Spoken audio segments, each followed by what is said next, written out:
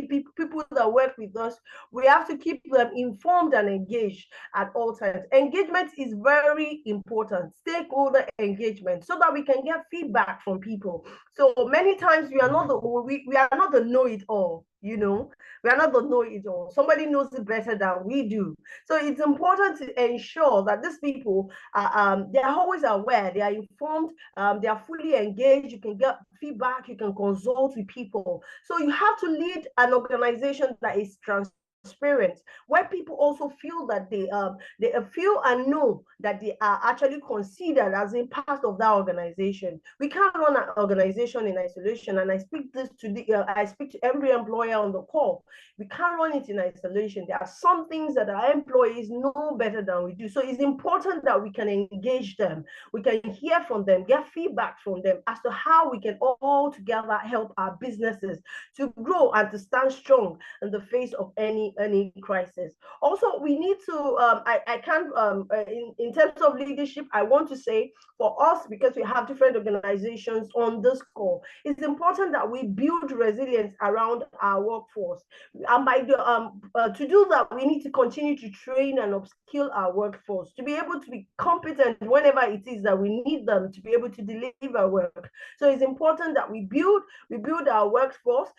We have to consider also their mental well-being, right? We have to ensure that we are supporting them in different ways to ensure that they continue to be productive, even in the face of any crisis that we might actually any crisis that we might face, maybe now or in the near future. We have to ensure that our employees are even positive about the work, about the environment, about the work environment, about what it is that we are doing within our different organizations. Also, we should be able to be more flexible. I think over the years we have learned there's something I remember that they used to call traditional HR. I don't know, there was, the past HR, they used to be very traditional. It is do or don't. But now we have a very, very I like to use the word. We have a Gen Z organization now. Now we're having Gen Alpha, and we have come to understand that these people need to be addressed differently. We're all different people of different generation, different mindsets. Globalization has even made it. Social media has made a lot of things quite different from what it was before. So it's important to be very flexible when it is that we are dealing with our workforce to ensure that they remain resilient as we need them to be. So to measure and improve on our resilience, we must ensure that we have KPIs built for resilience. So we have to be able to check on our resilience. So it says something that you don't measure, right? You probably cannot improve on it because you don't know, you don't have a baseline, you don't know where you are, you don't know where you're going to. So because of that, you have to build KPIs around the resilience. Now, examples of KPIs that you want to know maybe, okay, what are customer satisfaction, how I am employee engagement. That's ways that you can understand or measure your resilience at every point in time. Also, you want to look at you have to continually review your plans in terms of business continuity, review your plans in terms of adaptability within your organization, all those objectives that you have set to ensure that you're resilient. Are you checking on them? Are you seeing if they are still relevant for you as an organization? Also, when issues happen, when issues happen within our organization, are we actually learning from those issues? Are they documented? Are they documented? You have lessons learned. Are we applying these lessons learned to actually improve on how we actually respond to crisis within our business environment, right? Okay, so I hope everybody can still hear me. So it's important that we are able to actually look at these things, and by being able to measure how we are doing in different areas where we have tried to build resilience within our organization, we can now improve on our resilience as the case may be, right? All right, so in conclusion, right, I would like to say there's a future out there for us. when it comes to being resilient as a business. We have, there are different technological advancements out there.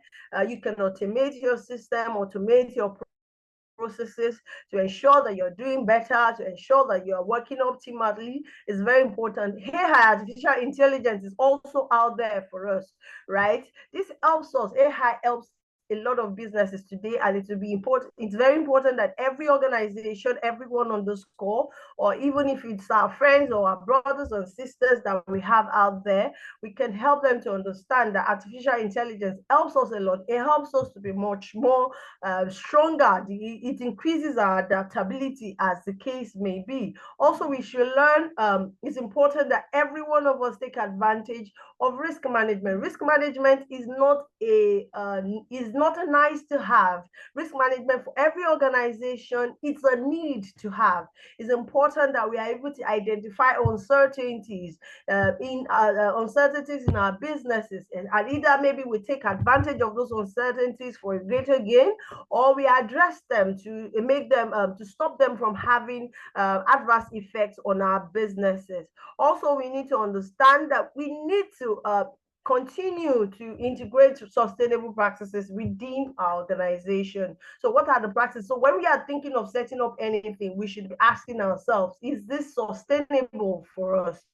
Is this sustainable for us as an organization? Does this expose us? This action we are about to take, how does it expose us? Does it expose us to anything negative, or is it open for us? Is there something we can take or we can exploit? Is there something positive that we can exploit from this? This should be some of the things that we continue to, some things that we continue to take into consideration as we advance in our various businesses.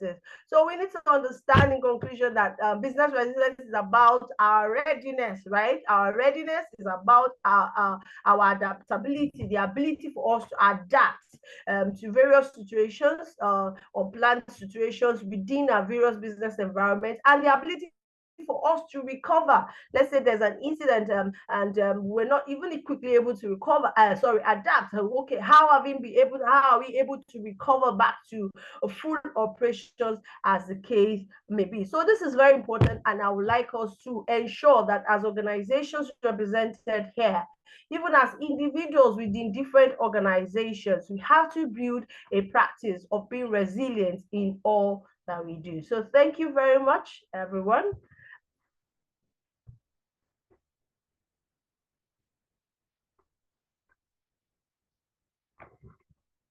Awesome, awesome. Thank you very much, Madam Shola. That was beautiful. In fact, I had just learned a lot from what you had mentioned. I mean, you brought in different experiences. You've talked about a lot of things, especially about resilience.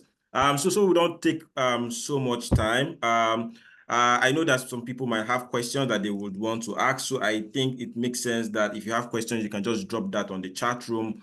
Or, of course, we will also entertain questions by the end of the session. So it makes sense that we just run through the presentations from speakers, and then, of course, we can get to the point of question and answers. Once again, thank you very much, Madam Shola. That was very, very beautiful. I'd like to also, at this point, introduce Mr. Sonny Otegu to as the next speaker. Mr. Sonny, if you're there, over to you, sir.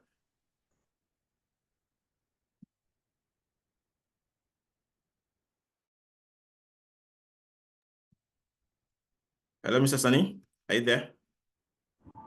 Okay. Yes, Afish, thank you very much. Good morning, everyone. Good morning once again. Please, can you hear me? Good morning. Yes. Good morning. Great. And Shola, thank you for that awesome presentation. My video is not allowed. I don't know what happened. I tried to use the camera. Okay. So before I share my slide, I want to appreciate everyone for being on the call with us this morning. And it's a great privilege talking to great people this morning, men of timber and caliber. Thank you very much for joining us this morning. It's going to be an interactive section for me. Um, I will not be the only one talking. Okay, I will try to make it as interactive as possible.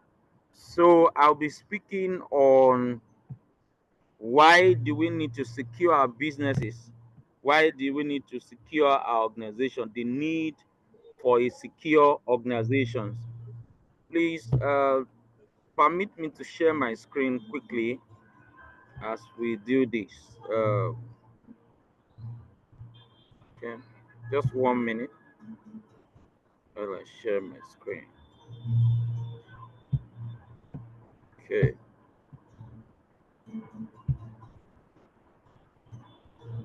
Please let me know if you can see my screen. Please allow me to do that, please. I can't share from my. All right, I think Deborah will look into that. Okay, please. I'm currently on it. Or do you want me to share a screen for you, Mrs. Lee? I would have loved to share from my end so that I can Do you navigate. have the permission Okay, already? yes, I think it's coming up now. All right. Okay, great. Let me know once you can see my screen. Yes, it's Yes, I can visible. see. Yeah. Brilliant, brilliant. Okay, so quickly in the chat box, please can you help me drop a comment? Why do you think we need to secure our organizations? Why do you think it's necessary? Why? What is the need? Okay, let me hear your view around that.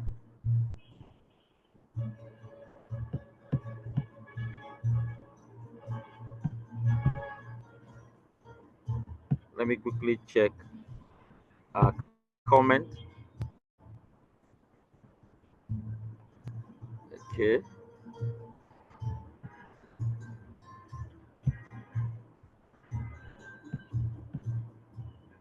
What is the need for securing the organizations?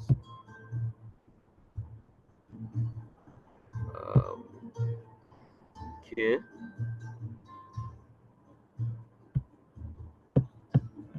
Okay. Thank you very much. Okay. For integrity, somebody say for integrity. Thank you, Martin. That's very important for integrity. So let's proceed. Somebody say for reputation. Yeah, your reputation is very important as an organization. External threat and cyber security. Thank you very much. Brilliant comment this morning. So we already are aware, we already know, at least we already have an idea of what I will be talking about this morning. So for the sake of introduction, I want to start by saying that in today's digital landscape, we face numerous challenges and threats as an organization.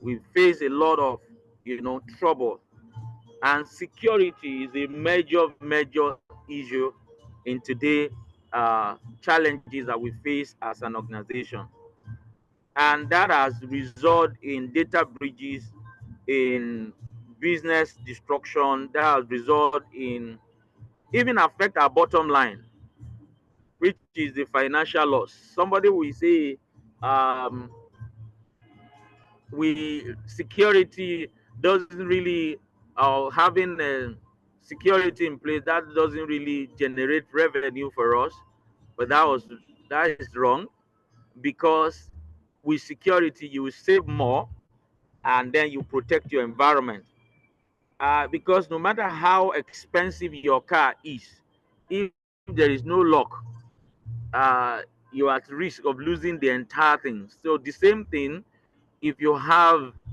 a sophisticated organization and there is no security in place, you are standing a risk of losing the entire investment. And that is why it's very important that we secure our organization adequately. And from that, we need to ask the questions why. because answering that question, why we need to secure our organization, will inform us on how we are going to secure our organization and when we come in and who we do it. And let me say this very quickly Sorry to forward. cut you, Mr. Sonny. Sorry to cut you quickly. Please, can you kindly make this presentation mode so that it's visible This for slide others mode. too? Oh, Yes, please. Thank you very much. Yeah, Yeah. great. Okay, this way, right? Presentation mode. Yeah, I think it's down towards the.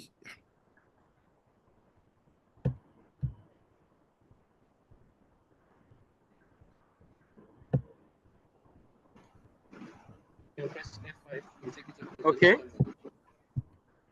How good? Afis, can you hear me? Are we good? No, so it hasn't changed yet. It's just for it to change, for it to be Is bolder. it the Yeah. internet? I don't know. Oh, but we Okay, can still you can still go ahead so we don't take so much time. Yeah. Thank you. Okay. All right. I was saying, let me do that again. Is it better now? Yeah, you can go ahead, sir. You can go ahead. Thank you. Okay, great. So I was saying, answering the question why we need to secure our organization, we inform our decision on how we want to approach it, having a proper roadmap on our security landscape, and also that will help us with when do we need to do this one and that one, and also who is responsible, who will do it. Because if we don't answer the question why, we will not be able to make that decision. And I was saying that it's good we answer this question forward, because a wise man once said that when a purpose of thing is not defined, abuse of that thing is inevitable.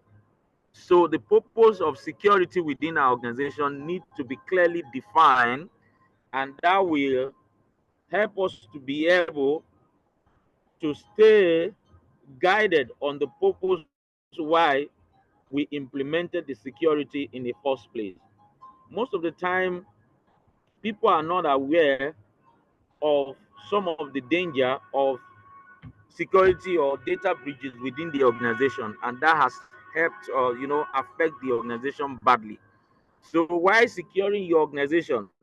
To protect your asset can be physical asset, it can be financial, it can be digital, and your reputation, like we said during the interaction, then very important. The bottom line, our customer trust, our integrity as an organization, very important, because if our customer lose trust in us, then we are in trouble, because customers are king. Without customers, we can't be in business. We're in business because the customers still trust us with their investment. They still trust us with their money. That is why we are still in business. So we can't joke with the customer data that are available to us. And the reason why they can confidently give us their data is because there is a trust. So, and for us to maintain that trust continually in order to retain our customers, we have to try as much as possible to have adequate security in place. And like I always say, that putting adequate security in place is not a future thing, because your adequate preparation for your security in the future is the right use of today. What are we doing today as an organization with regards to security? That is what build up to the kind of future of security we're looking at as an organization. But some people will keep, procrastinating and say, next year we'll do this, next year we'll do that, another year. Yes, you need to have a roadmap, but there is something you need to be doing right now in building that capacity for the kind of security resilience that you need as an organization, which is very important. How do we protect our intellectual property? that will give us a competitive advantage over our competitors, which is very important, because if you don't know what your competitors are doing and you're trying to do same or even do more than them, you will soon be run out of business. So it's very key that we'll understand that we need to, protect our environment for business continuity, and also for compliance with the regulations.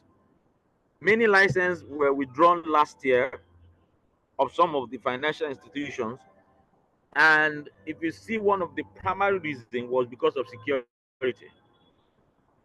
Thank God for the regulators that intervene, even before customers lost their investment completely, because if not for that intervention, it will eventually happen. And to prevent it from happening is for us to do what we need to do. Like there is a usual saying that say that prevention is better than cure, and that is why here we'll be looking at what are the consequences of insecurity within the organization. And the cost of insecurity can be so devastating. If you've not been there, you will not know. But if you find out from those that have experienced it, you know that it's not something you even wish your enemy to happen. And in this part of the world, we are good at praying and then move responsibility, or shift responsibility. But it is doing what you need to do. If you say God forbid, yes, God will forbid it if you do the right thing or put the right security in place. If not, it will still happen. These are some of the data, of some of the data breaches that happened in the past. And it's not always good to learn from your own experience. You learn from other people's experience by preventing or avoiding what happened to them or happened to you, right? So you can see that the data breaches cost averagely a minimum of $3.86 million,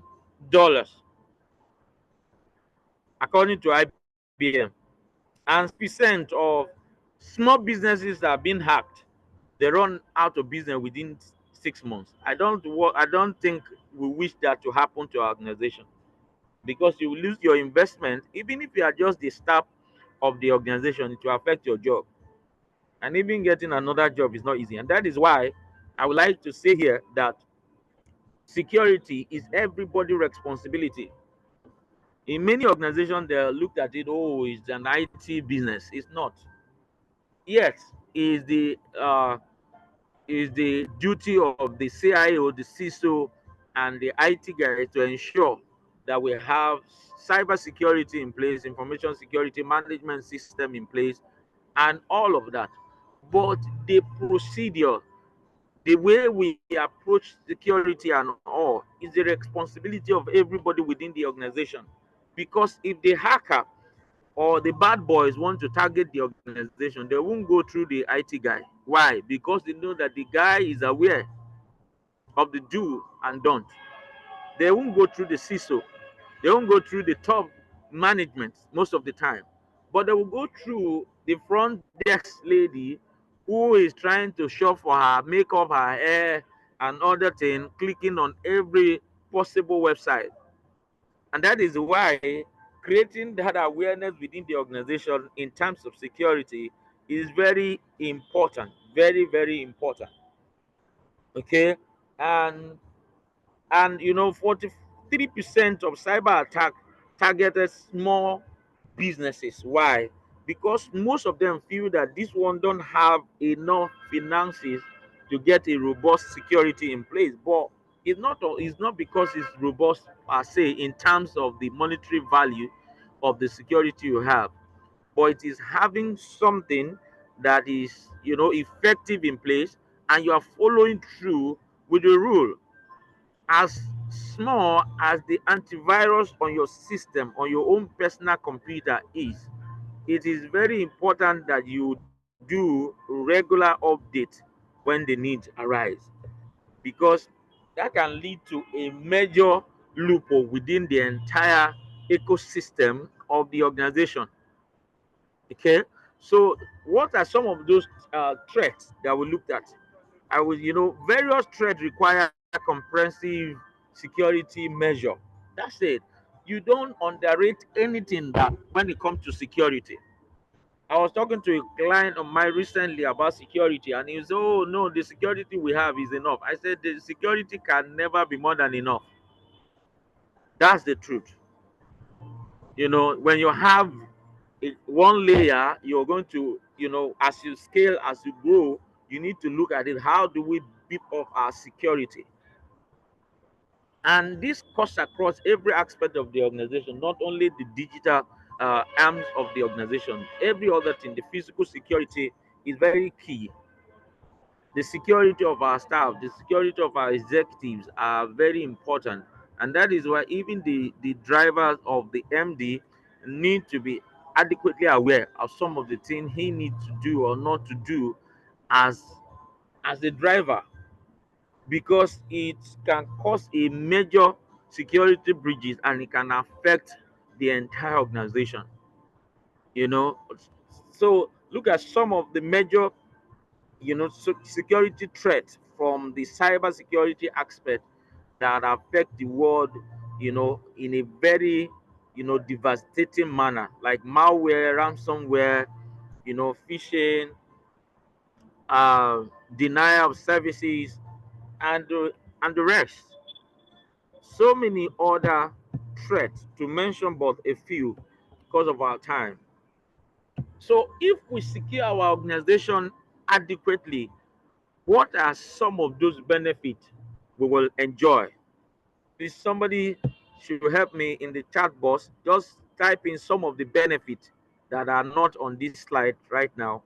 Let me learn from you, and as we all learn from your wealth of experience and knowledge, because we have some of the top security experts also on the call. Please, what are some of those benefits if we secure our organization adequately that you can point out? Please quickly in the chat box, just type in something. What do you think are some of those benefits? Because securing your organization come with numerous benefits, a lot of them. Hi, Mr. And one Sonny. of it that we make. Sorry Yes. to cut you again. I don't know if it's me, but I don't know if it's my internet, but the slide hasn't moved. Kindly look at that again. Thank you. Okay. Is it the same for everyone? I want to believe so. Kindly The maybe slide is not unshare. moving from my end. Yeah, kindly Oh, so share where again. where are you? Maybe I should stop sharing. I will share. Yeah, I believe so. Thank you. Okay. Sorry about that. So some of the benefit of securing our organization is definitely to enhance our customer experience, which is very important, is to enhance our customer experience. And somebody with you can help me drop what are your opinion while I'm trying to reshare my screen. Okay.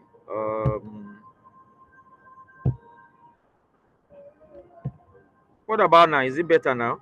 Yes. Benefit of securing your organization. Oh, Yes. brilliant. Thank you. Brilliant. Thank you. So let me put it in the slideshow so that to be clear. Okay, great. So benefit of securing an organization, we are saying that enhance our customer trust. Yes, you gain customer trust already, but you have to enhance it in a way that they are referring other customers to you, and also they stay with you for a very long time. Don't forget that there are competitors, and they are doing very well within their own organizations or businesses. So competitive advantage is the next one here. We need to improve on our compliance. The way we approach compliance in this part of the world is like, oh, when they come, we show them this paper. That is the way we approach it. Even when people do some of their assessment, when people do their security audit, when they do some of those things, they just do it, just let my people go. But it's not about the regulator, it's about the organization. It's about the security of your organization. It's about the security of your business. So our approach must not be just to be compliant, but to be thorough in a way that we are not losing, leaving any tone unturned. You know, so we need to improve the way we approach our security, not just to have paper to show, having a report to show that your VAPT is done. How is that as important as checking everything we need to check, checking all the IP addresses, checking everything that we need to check, and ensure that we are not open to any kind of attack? Of course, you can't stop the attack. You can only prevent it from your end. You can't tell the bad boys not to attack you. That is where you pray. But when it comes to preventing it, is a responsibility that you need to do from your own end to ensure that that doesn't happen. So we need to improve our compliance, not just paper to show, but in terms of infrastructure, in terms of what we put in place. Okay, we have to reduce our risk, do regular risk assessment. We'll get to that very soon. Increase our productivity. This is one of the benefits. If we have adequate security in place, we'll be more productive because we are not afraid of losing data or be under penalty by the regulator in any way. So that will help us to be able to uh, more productive, and we save more money for the organization. Sorry to cut you again, Okay. Mr. Sonny. Sorry to cut you again. Please, I don't know. I think there's an issue with Zoom.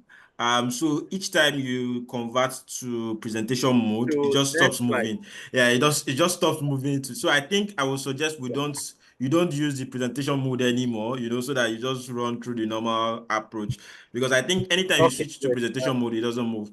Also, I think we just have about 3 minutes for your time so that we can move on to. Thank you so much. Okay. Thank you very much. All So, right. what are some of those key components? I have other colleagues of mine that are going to drill down on information security, cyber security, and they will deal with some of those things. But my message this morning basically is why do we need this? And that is what I've been saying. So implement comprehensive security measure is very important. And if you implement that and the staffs are not adequately trained, is another challenge. So employee awareness and training is very important. And we can't say this enough. It's not a one-off thing, it's a continual thing. Different type of awareness, social engineering. You are letting the people know, even people that are not within the IT or security space within the organization, they are also aware of the do or don't, so that we will be able to have best practices in place as an organization. We conduct regular risk assessment, implement a security policy and procedure, continue to monitor. Yes, if you have something in place and you are not monitoring how it works, it's as good as not having it in place. So you have to monitor and continue improvement is very important. Update our security measure. What our incident response plan? Is it updated? Is it in line with our strategy and plan? And one thing I used to say about awareness is this, or training staff is what a wise man said about, if you don't train them, you can't blame them. So you need to get them trained, because if it happens, you will blame them. But did you train them? So it's not enough to tell them, but you have to get them trained. You have to, let them aware. And for us as an organization, we are doing a lot along those lines. We've carried out several awareness sections this year, apart from the webinar that we have even gone to some of our client side to do that absolutely free from our own end, to ensure that our customers are adequately secure. So securing your organization is imperative. We can't say that enough. Protect assets and reputation, mitigate against risks and trust and threat, ensure business continuity. Our call to action today, as I begin to wrap up, is take proactive steps to secure your organization.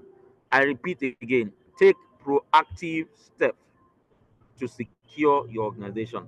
Very important. We can't be, you know, uh, relaxed in on this matter. So that will be all from me for now.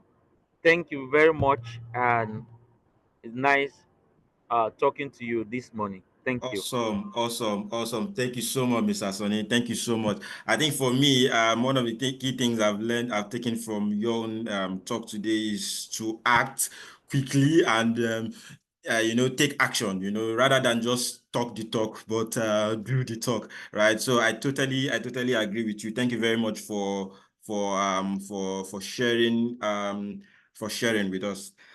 So I'd like to also at this point bring up the next speaker, Mr. Chinedu Okoro, who also is a very, very what's the word to use? He's an experienced person when it comes to cybersecurity. For us, we call him the alpha and omega of cybersecurity within our own organization. So I'm sure, he's going to talk us through a lot around this particular aspect of things. Mr. Chinedu, I think you have about 7 to 10 minutes to just walk us through this, so that we can also have time for other people to, speak as well. So, of course, I know this is an area where you're also very, very good at. Up the top of your head, you can also just keep speaking, on this without even looking at anything. So, I'll just give you the floor, and then within 10 minutes, we'll also bring up the next speaker. Thank you very much, Mr. Chinedu. Over to you, sir.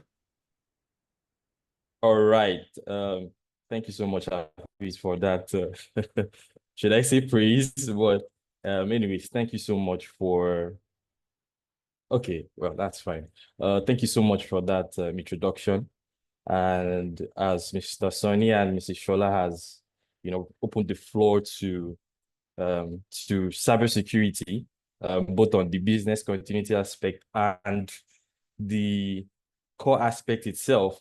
I think I can just pick it up from where they dropped it.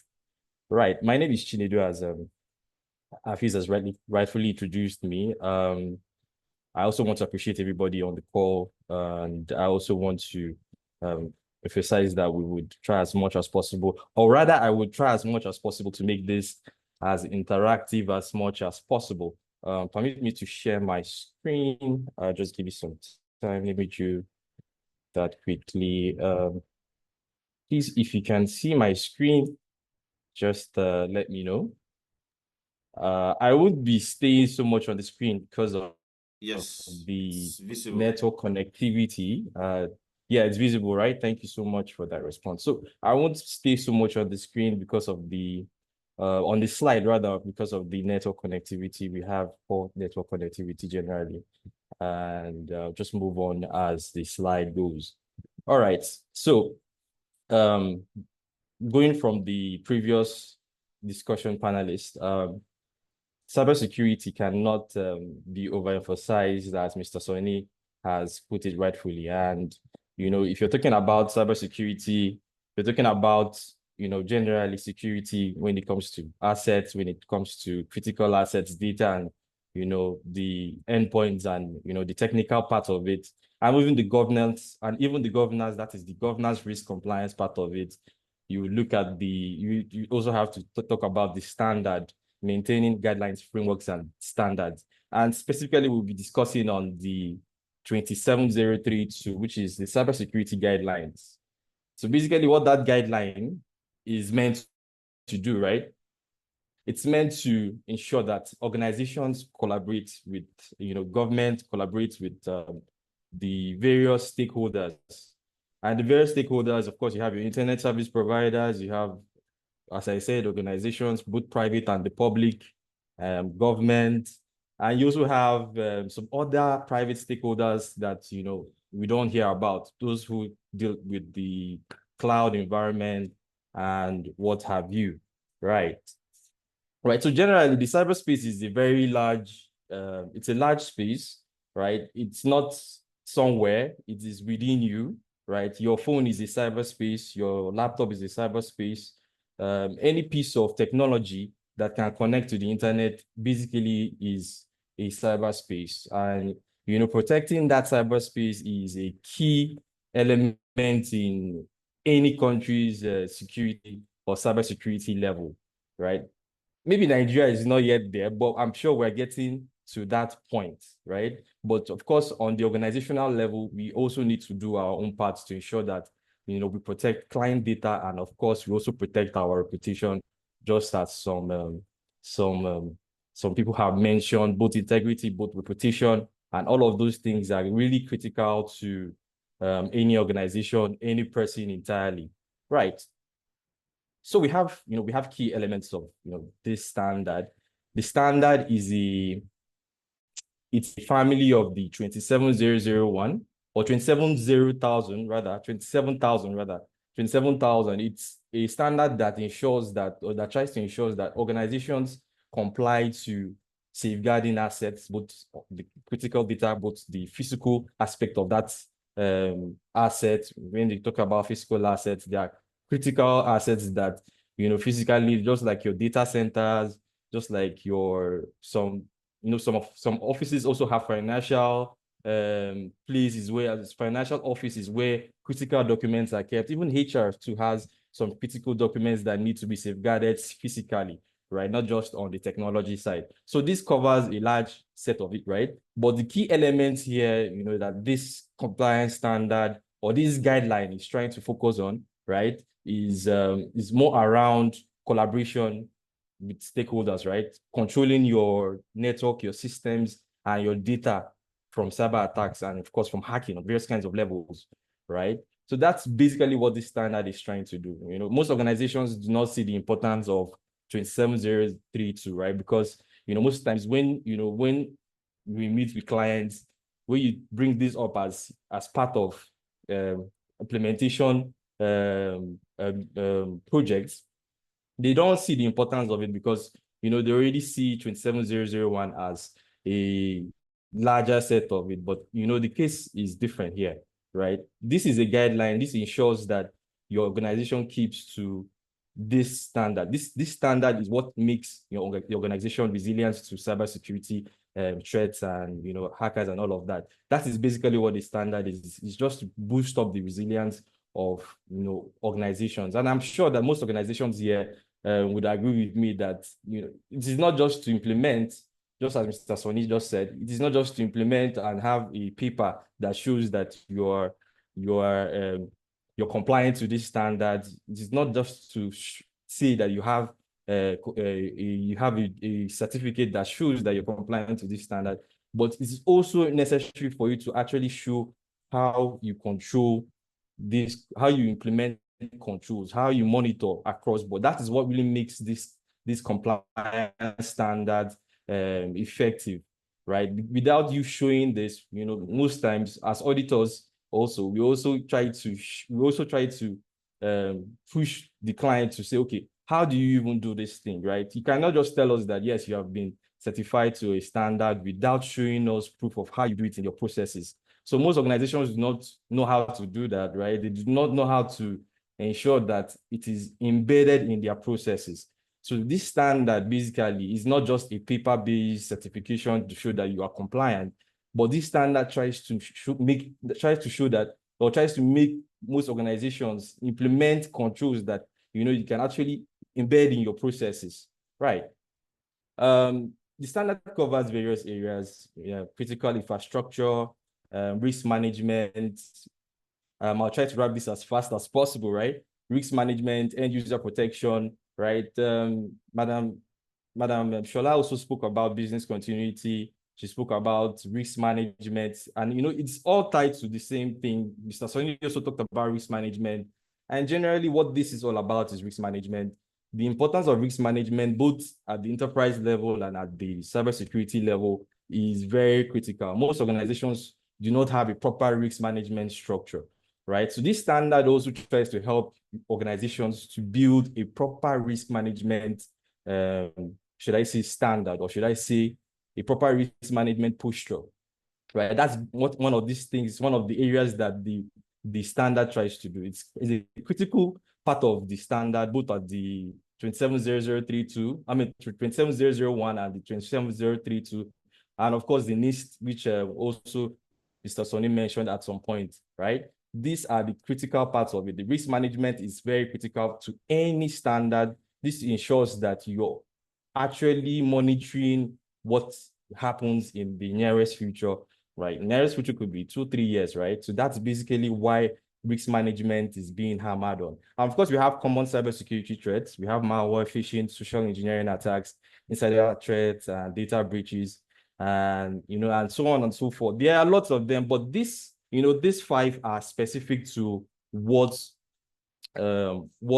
most organizations suffer, right? Most organizations, I've seen organizations that say we have never experienced any form of breaches, we have never experienced any form of, but the idea behind most of these standards, like especially this 27032, is to ensure that you plan ahead of time. You do not wait for a malware attack. You do not wait for a phishing attack, right? You do not wait for social engineering attacks. But the idea here is for you to be enlightened as an organization, and of course, as towards the employee too. You should try to enlighten your employee based on these 5 critical common cybersecurity threats. And these cybersecurity threats are not just specific to organizations, right? They're specific to even personal doing it. Like on your own, you can actually have a phishing attack. You can see. I can cite some examples that we experience locally here. The one that they will tell you they'll send it via WhatsApp and say, okay, click this or share this across to 5 or 10 people. That is actually a social engineering / phishing attack, because the thing is that they tell you to do that. They tell you to share that information. But aside from sharing that information, telling you that, okay, you would win something when you share it across maybe multiple users, right? And you have imputed your data on that particular portal, and maybe you have like 50 contacts that you have shared that across. They keep harvesting using that. You get something once you do this. That is a social engineering form of attack. And of course, the insider threat also is a very critical one for organizations that especially both the finance, both the private and the public organizations. Insider threat is usually tied to people internally, especially from the IT side.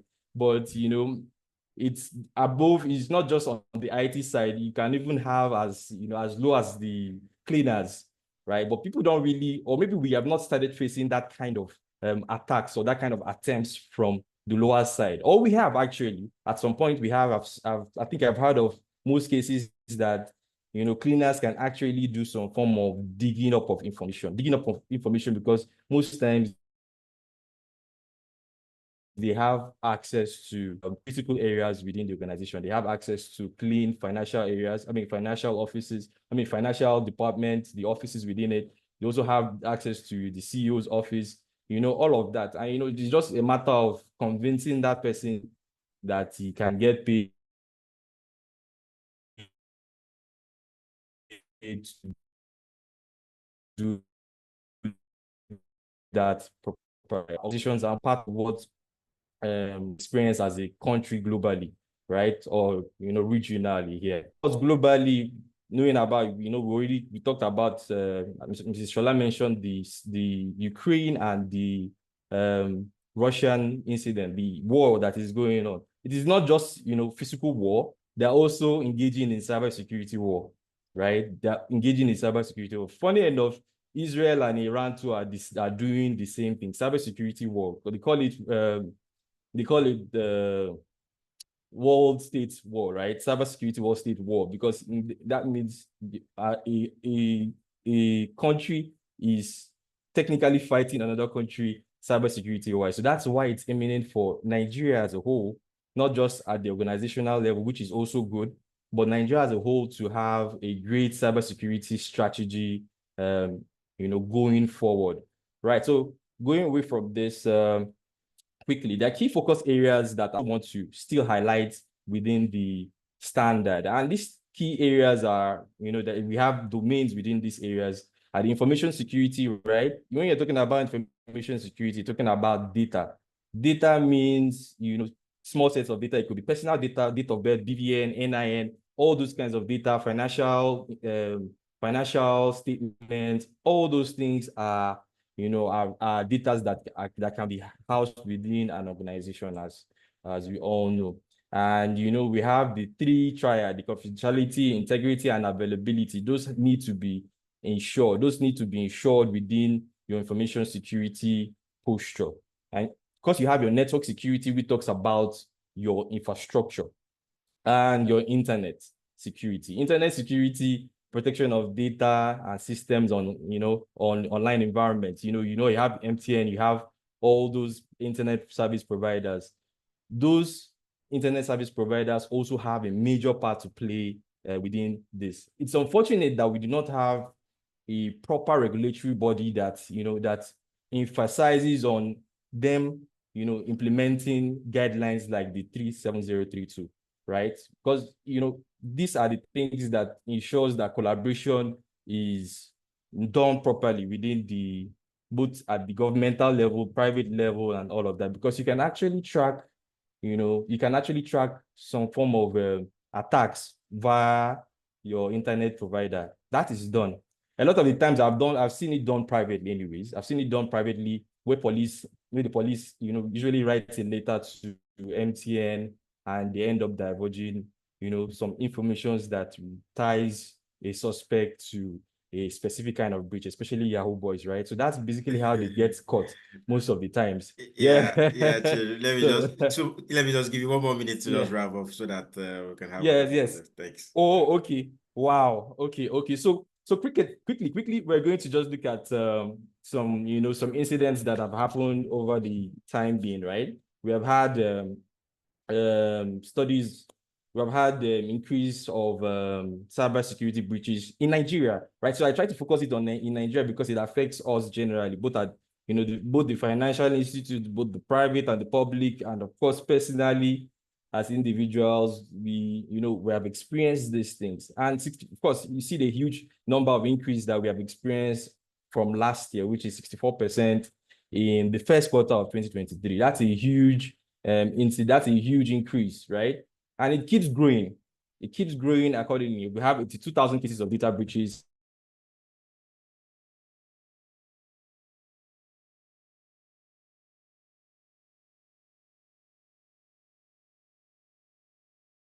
Controls are sufficient.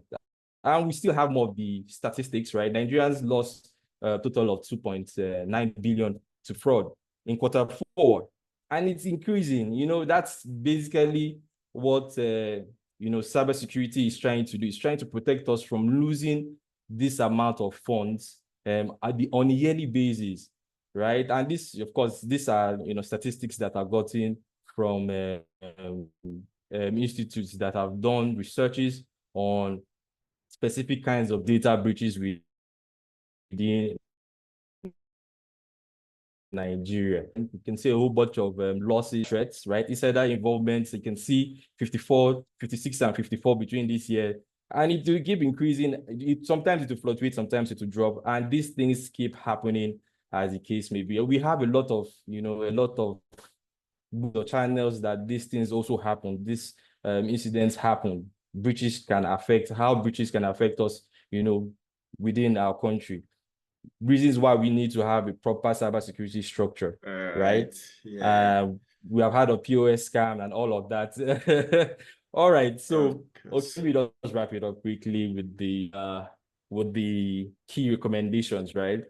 The key recommendations for us or for organizations on this call, right, is to establish and maintain a long-term cybersecurity strategy, right? Usually when we're implementing this standard, that is the first approach we do. We try to ensure that the organization has a proper cybersecurity strategy for a period of time. It could not be as long as, it shouldn't be as long as 5 years. It's not the criteria, but at least you should have a reasonable, length of period. Invest in awareness and campaigns. This is also something that we try to do. We try to enforce, or we try to ensure that most organizations do as implementers, train personnel and key stakeholders invest in manpower. This the Japa syndrome that is happening right now. But the truth is that you have to keep training and retraining the available skill sets that you have within your organization, especially on the cybersecurity aspect of it. Invest in critical cybersecurity solutions. And we have a bunch of cybersecurity solutions that, that has helped over time. We have the, apart from the antivirus is like the basic ones, but they have really, really technical ones that help to, respond to threats and all of that. Invest in cybersecurity business, failovers and backups. The same thing that Mrs. Shola is also trying to say, that business continuity is also important. You also should invest in things that can continue your business in the verge of a cybersecurity attack, right? So basically, these are the recommendations, and these are like my conclusions to to cybersecurity and the 27032 compliance, as the case may be. Sorry, thank you it took a very little much, longer than I expected. Yeah, of course, the session was beautiful. I mean, I also was just enjoying it. It was just sinking in, honestly. So thank you very much, Chinedu. In fact, from what you have mentioned, I've also been able to build up questions that I want to ask. But once again, because of time, I know we also have people on the call who also want to attend to other things too. So we don't want to take so much of their time. But once again, of course, we'll get to the point of question and answers. I have a couple that I would want to ask. I'm sure other people also on this call would have same. So without wasting much time, I'd like to also invite the next speaker, Mr. Damilare Mosebi, if he's here. He's also one of the experts that we have internally. This is somebody who also fully understands what it means, to be cybersecurity conscious. He's also one of the experts we have internally when it comes to PCI DSS. So once again, these are pools of experts that we have within the organization. Mr. Damilare, if you're here, I'd like to hand over to you. You also have about 10 minutes to just run us through your own beat on this, and we'll be delighted to also learn a few from what you would want to share with us. Thank you very much, Damilare. Okay, thank you very much. Sorry, I want to be sure we can hear me loud and clear. Yes, please. I can hear you loud and clear.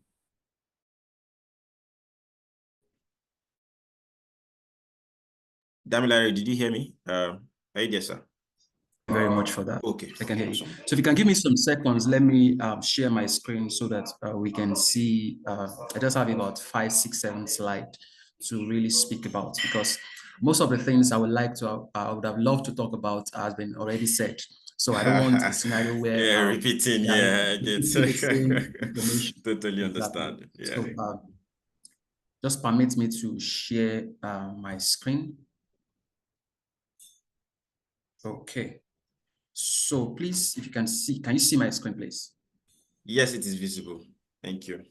Yes, I can. All right. Okay. So most of the time when we talk about information security, and it's a conversation that most organizations only think that is only based on for them to just be certified for compliance sake, and after compliance, and that's all.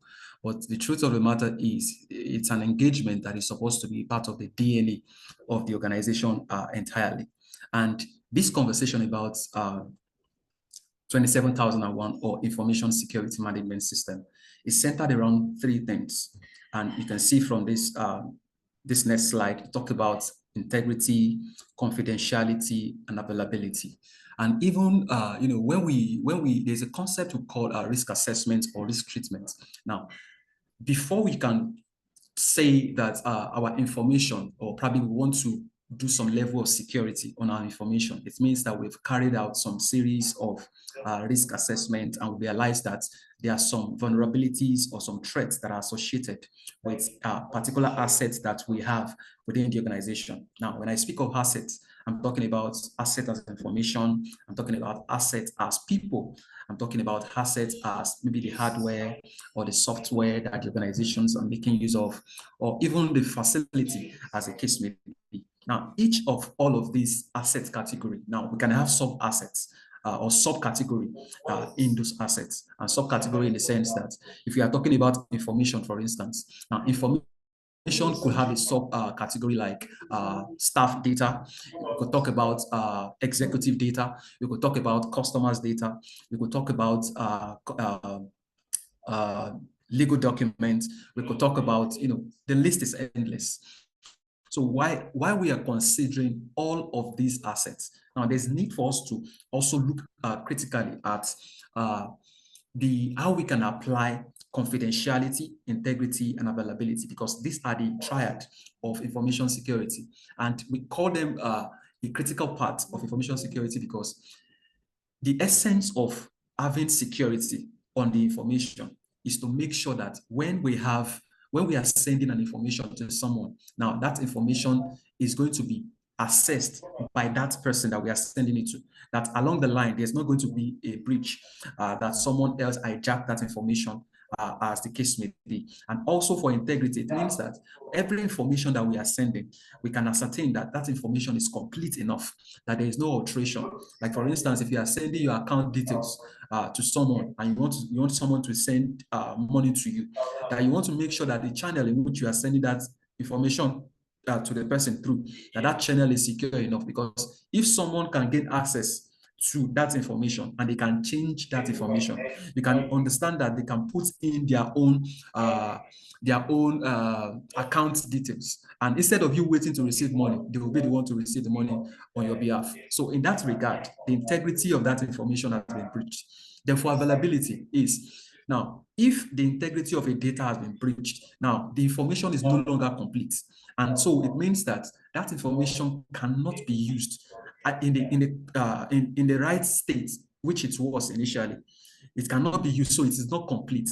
And thereby we can say it is not available for use, as the case may be. So that I need to quickly explain that, because that is actually one of the foundations for ISMS. Then also, it's important for us to also note that for our ISMS, three things are very critical, or three elements are very critical, and the elements are the people, the process, and the technology. Now, for us to drive an effective implementation or adoption of information security management system within the organization, we need to ensure that the people that are handling the processes, that they are trained enough, that they have the required knowledge to carry out certain roles and responsibilities, because along the line, certain authorities to them based on those roles that they are playing. Therefore, the process for an organization, the process is very critical, because we need to understand that, okay, for every activities that we are going, every processes or every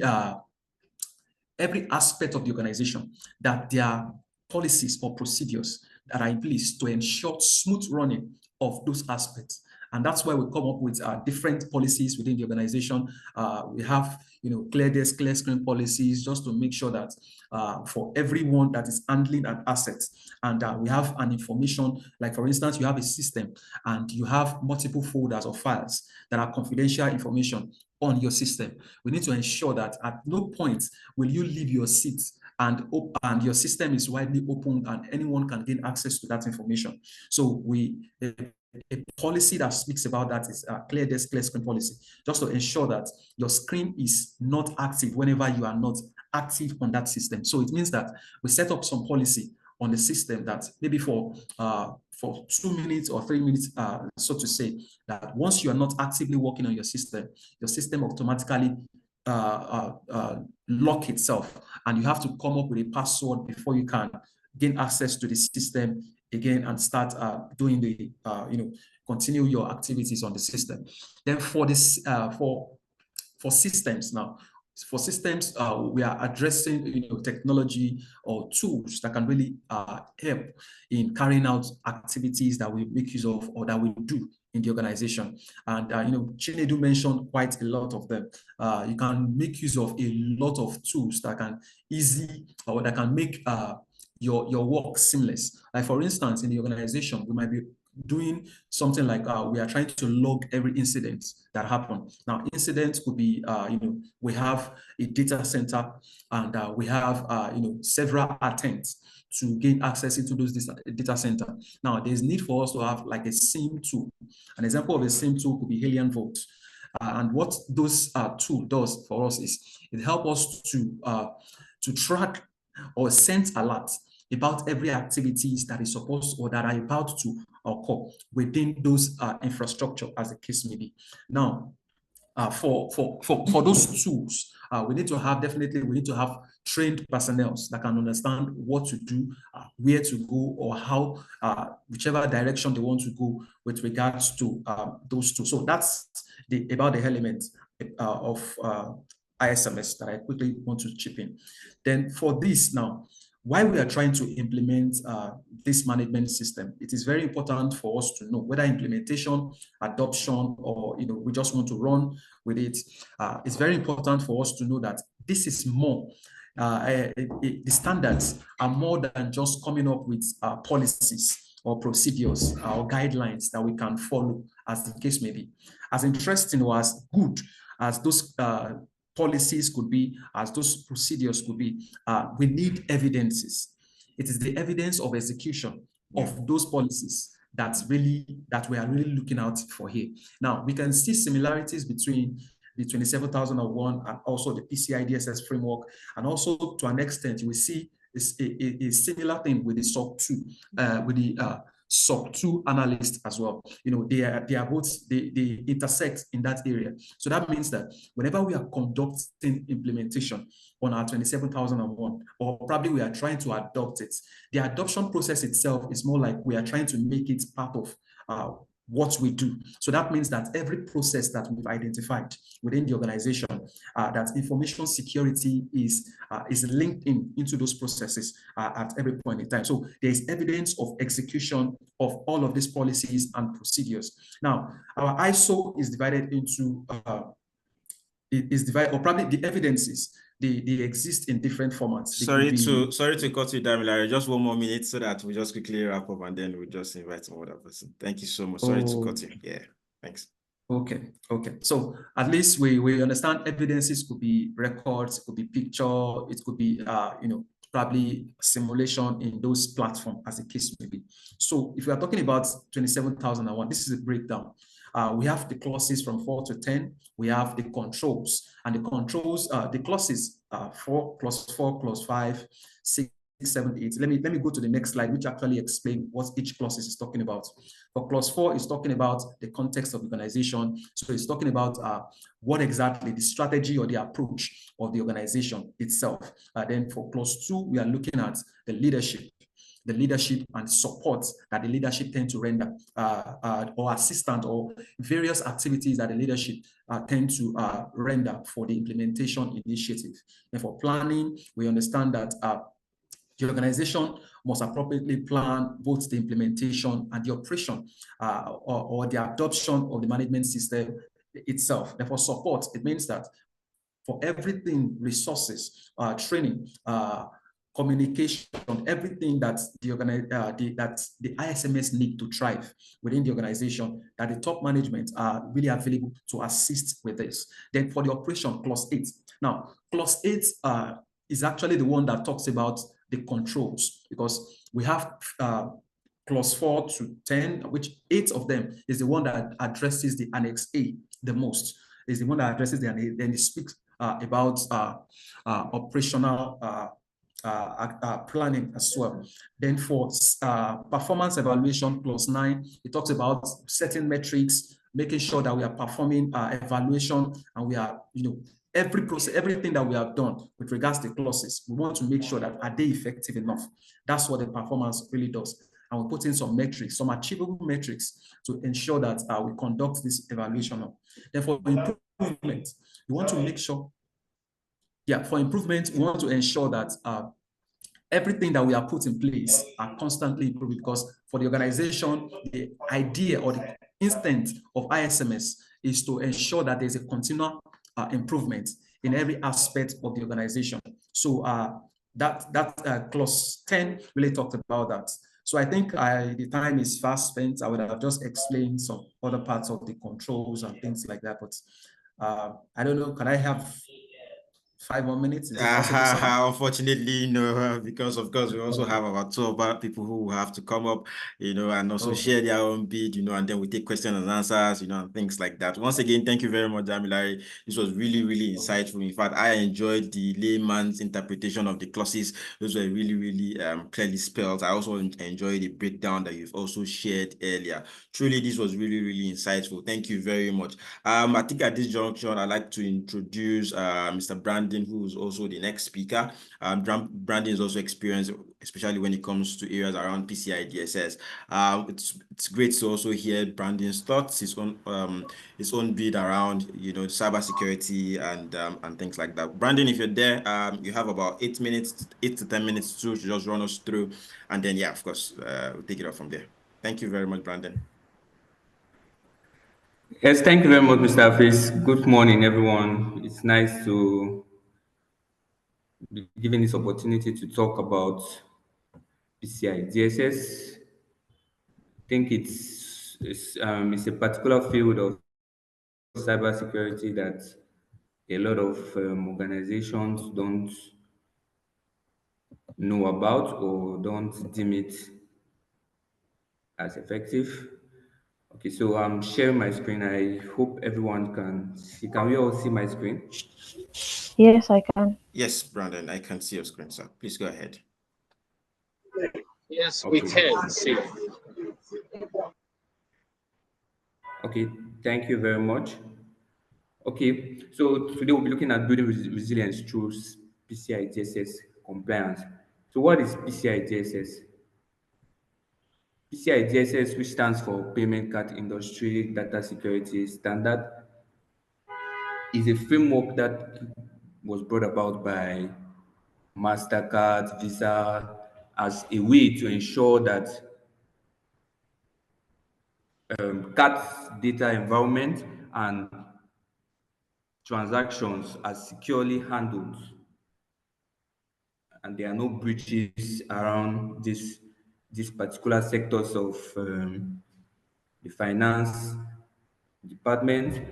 Those who are stakeholders, or those who this particular standard holds to, are organizations who store, transmit, process anything having to do with card data, and it is their responsibility to ensure that all details that move within them is kept securely. So the question now comes around: why don't we just rely on ISO 27000 to and 27032 to do all this? If you look very well at this case, we discovered that for hackers, for all cyber attacks, one of the primary motives is financial. And the easiest way to get access to this financial is through cardholder data. That's why you see hackers are always looking for card details, trying to impersonate individuals to get a hold of their details so that they could easily steal information and have access to their finances. And these payment processes, if you look at the whole cycle, you discover that there are a lot of there are a lot of entities involved, and so the area of coverage is broad. So you need to make sure that each of these sectors are well protected. All of these endpoints, such as your POS or the payment gateway portal that you're using, you're entering your details. All of these you need to make sure that they're transmitting your data securely without any breach. And PCI DSS comes into this with very good guides and very prescriptives on how to tackle these security engagements in your own organization. What are the benefits of complying to PCI DSS? One of them is security. That's ensures that your organization has a very good security posture. It builds trust and reputation amongst your customers, amongst other clients that you might be engaging with, to know that okay, these guys are PCI DSS related, it means they take security to another level. It also assures that you are compliant.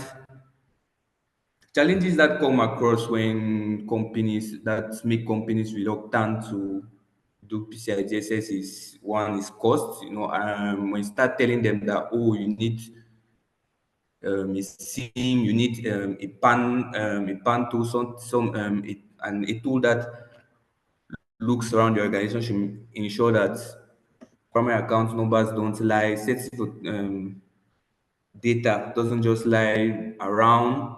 They start looking at the cost and they're like, they are scared. PCI DSS can be complex too, particularly when you talk about segmentation and all of that. So sometimes organizations are scared, organizations don't understand these requirements. And next is maintenance. As all my previous speakers have spoken, in cybersecurity, it's not just enough to do it. It's a continuous process. You have to make sure you are always up to date and all of that. So the requirements, 12 requirements of PCI DSS, which can be divided into six main goals. That's to build and maintain secure network and system, protect account data, maintain a vulnerability management program, implement strong access control measures, regularly monitor and test networks, maintain an information security policy. So these are the goals of all the 12 requirements, and when you look at them, you see that they will not only go beyond securing your card data, which is the primary consideration of PCI DSS. But if you are compliant with this, you also secure your whole organization on all various other standpoints. Your PCI DSS is a continuous process. It's not just you just don't just get certified and your company you sit. You need to regularly assess, remediate, report, monitor, and do this again and again. So in conclusion, fortifying cybersecurity to PCI DSS compliance is essential for any organization handling payment data. And by understanding this,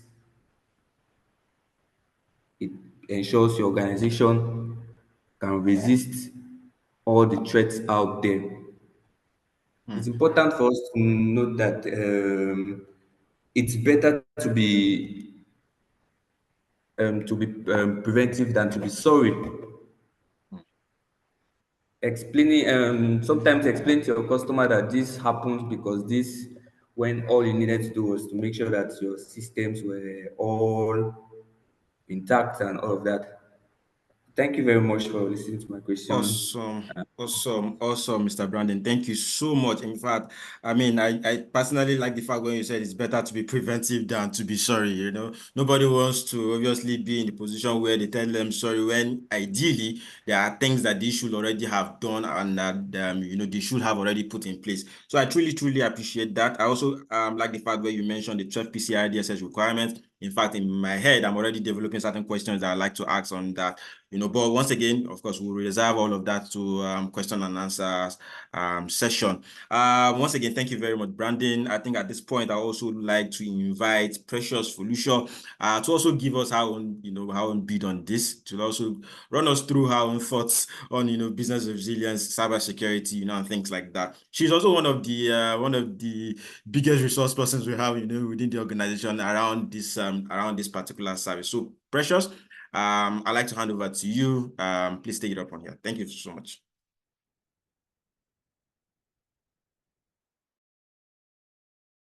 All right, Hafiz, thank you very much. I'd like to confirm, can everybody hear me? Thank you, Precious. Yes, I can hear you. Yes, I can. All right. Sorry, Deborah, please, can you help me share these slides? On it. Give me a minute, please. All right, thank you.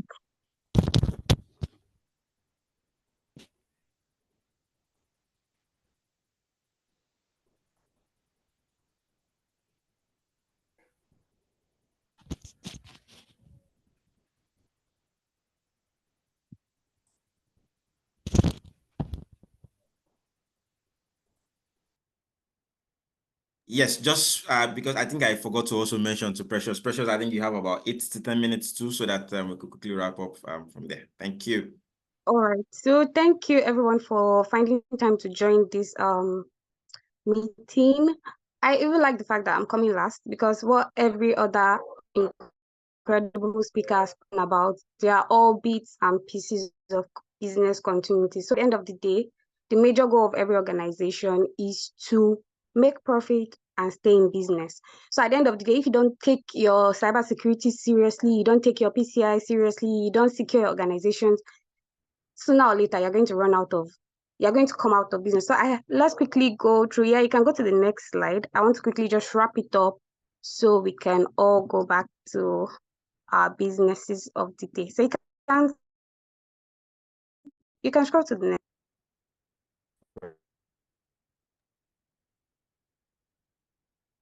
All right, so business continuity overview. So at the end of the day, when people hear business continuity, most times they think towards maybe natural disasters, fire incidents, thefts, employee safety, and all of that. But due to the way the world is going now, there's a higher dependency on technology. So most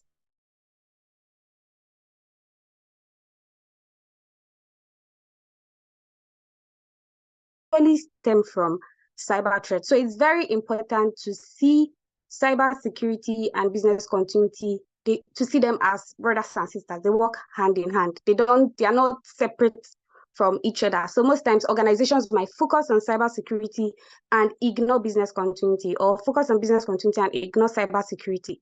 At the end of the day, if you use that approach, I'm sorry to tell you, but sooner or later, the cost of the disruption that might come as a result of that might be something that will put you out of business. And I'm sure there's no business owner that wants to hear that. They want to be in business and remain profitable for as long as they can. So cyber threats have become one of the most significant potential disruptors of business, just like I mentioned earlier. So if you're here, you do business, you depend on some level of technology, this is for you. Business continuity is very, very important. So what's business continuity? Is an holistic approach that businesses use to ensure that if disruptions occur, they can continue business to an acceptable level, or at the end of the day, even mitigate the impact of that disruption to a very, very, very low level. So what are some of the things that can result if you don't take business continuity into consideration properly? It can lead to unplanned downtime. And these days, nobody has time, and there's a lot of competition, and there's a lot of dependency on technology. If I'm trying to make a transfer, recently GTBank had like a downtime that lasted for almost 1 week. People couldn't make transfers, they said they were migrating from one vendor to the other. Immediately, I can assure you that immediately they rectified that thing. More than a large percentage of their customers are going to move to other banks because they don't want a situation where that type of thing occur anymore. So nobody has patience, not like back in the day where people, maybe they don't have too many options, so they have to depend on one provider. Now there are so many move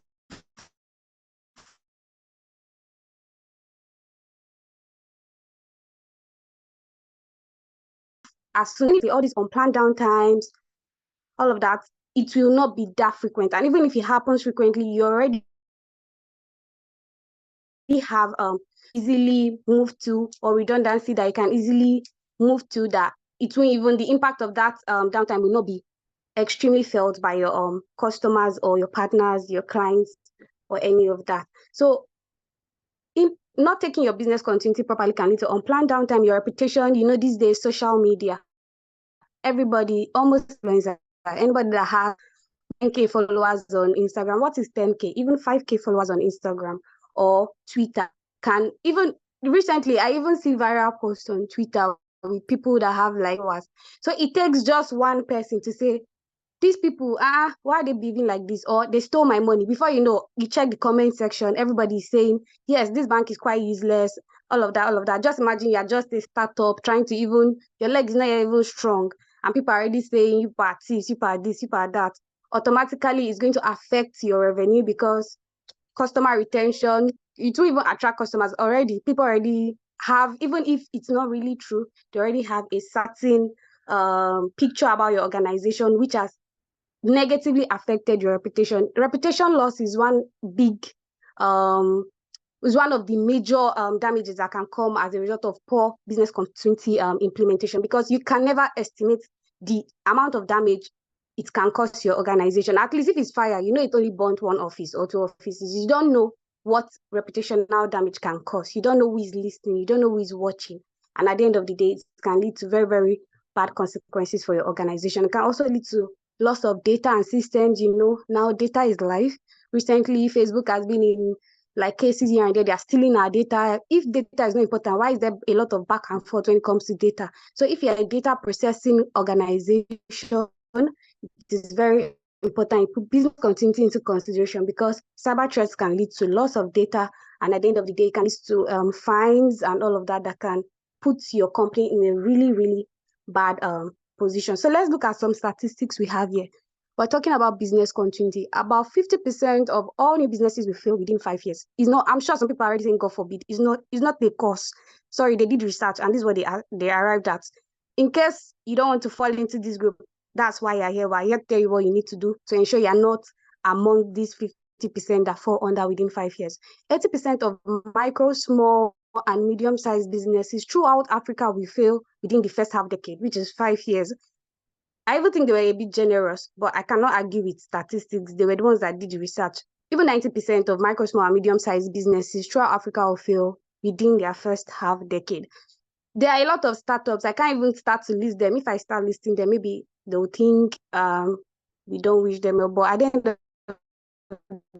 the day, I'm sure we did businesses. Some people did online shopping, and we don't even hear about those apps anymore. They wasted money, used influencer marketing, even during BBN. You will see that if you look at the people doing advertisement during Big Brother now, a lot of them did not even come back last year, because it's not because they don't have money, it's because they don't even exist anymore.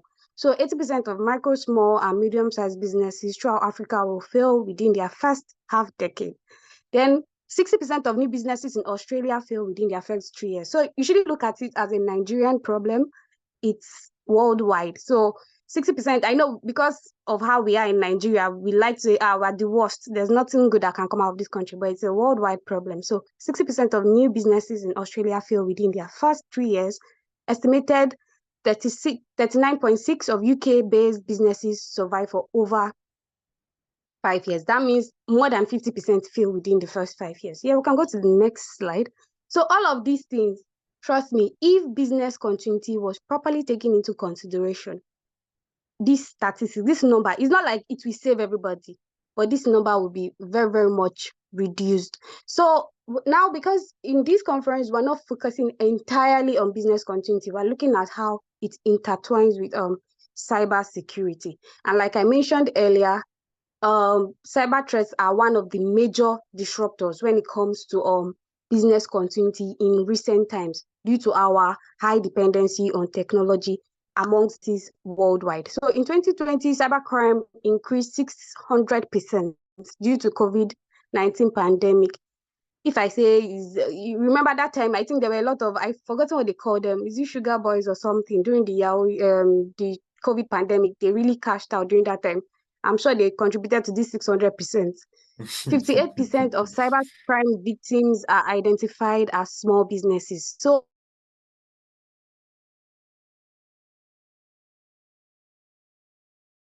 probably 300%.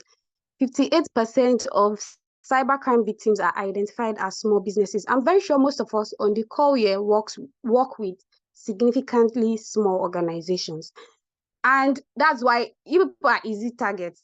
It's not like they hate you, but they know you don't have maybe the funds to put certain things in place, or you don't have the people or the experience hand. So it's easy to use you as the what will I call it now? So 58% of cybercrime victims are identified as small businesses. $60,000 is the median cost of a data breach. So most times people are looking at cybersecurity, business continuity, they're like, you mean we should buy this tool and subscribe to it annually at maybe $20,000? Are you kidding me? Please carry this here. This is our CISO self. Maybe we will even sack you, because it seems we don't know what we're saying. How much do we make? You say we should buy two. But at the end of the day, the cost of running out of business or the cost of responding or recovering from an attack is usually more than the cost of putting security measures in place in the first place. Yeah, I've sorry never to seen sorry to cut you pressure. Just one more minute so that we can have yeah, thank you that's so much. something. So I've not seen an incident whereby the cost of putting prevention systems in place was more than the cost of recovering. So you can go to the next one. So we have real life scenarios whereby cybersecurity attacks put these businesses out of they couldn't recover. So we have cloud-based code hosting system, code spaces. It took them something they built. I can imagine how long it took to build this startup, and it was just 12 hours it took for them to just crush them down. They couldn't recover after that incident. They just closed down. But Vastas mode too as well. They were forced into bankruptcy. It's not like they don't have money, but they were hacked, and the cost of recovering was even higher than what they can even. I'm sure it's even maybe God that saved them. They will probably maybe the owners are even in prison. Just imagine you paid more money and then you're still imprisoned. So business continuity and cybersecurity, they are very, very, very much important. You can go down, please. So when it comes to intertwining business continuity and cybersecurity, we have 4 pillars. First of all, prevention. That's where you want to ensure that your network is secured, you have authentication systems in place, your members of staff are trained, you do your regular risk assessment, your risk analysis, you do your business continuity, business impact analysis. You make sure you have there are a lot of business continuity frameworks you can use to implement business continuity within your organization. You don't just have to use only ISO 22301. There's NIST 800, there's NFPA 1600. You can look into any of these frameworks, and then you shouldn't copy whatever the other person is doing, because when it comes to business continuity or cybersecurity, it's unique to every organization. The context of your organization matters. Somebody that does, even 2 organizations that do the same thing, maybe they are both payment gateway businesses, the way you implement it in both organizations might differ, because the context of the organization is very important. So first of all, you want to ensure that you prevent these disruptions from happening in the first place. Are your systems properly passworded? Are people aware that this is what they need to do? Are people aware that if they get a phishing link, they shouldn't click on it? Are people aware that when they get an email, they should confirm the source where it came from? Are people aware that they shouldn't connect to public Wi-Fi? All of those things prevent them from happening in the first place. Then the next one is detection. Early detection saves lives, just like cancer. Because cyber crimes, they're just like cancer. Just like once they start from one place, they just need one opportunity, and before you know, they've spread throughout your system and bringing it down to his knees. So early detection is very important. You want to ensure you have firewalls in place. You want to ensure you have incident response plans. You want to ensure you have an incident response team with their roles and responsibility very much assigned to them. You want to ensure all of those things, automated security posture, regulatory compliance is put in place, so that if after you've prevented it, unfortunately it still happens, because we have some what do they call it, this risk that resides, they must happen. So you just ensure that you detect them early and then attack them, then you respond. You want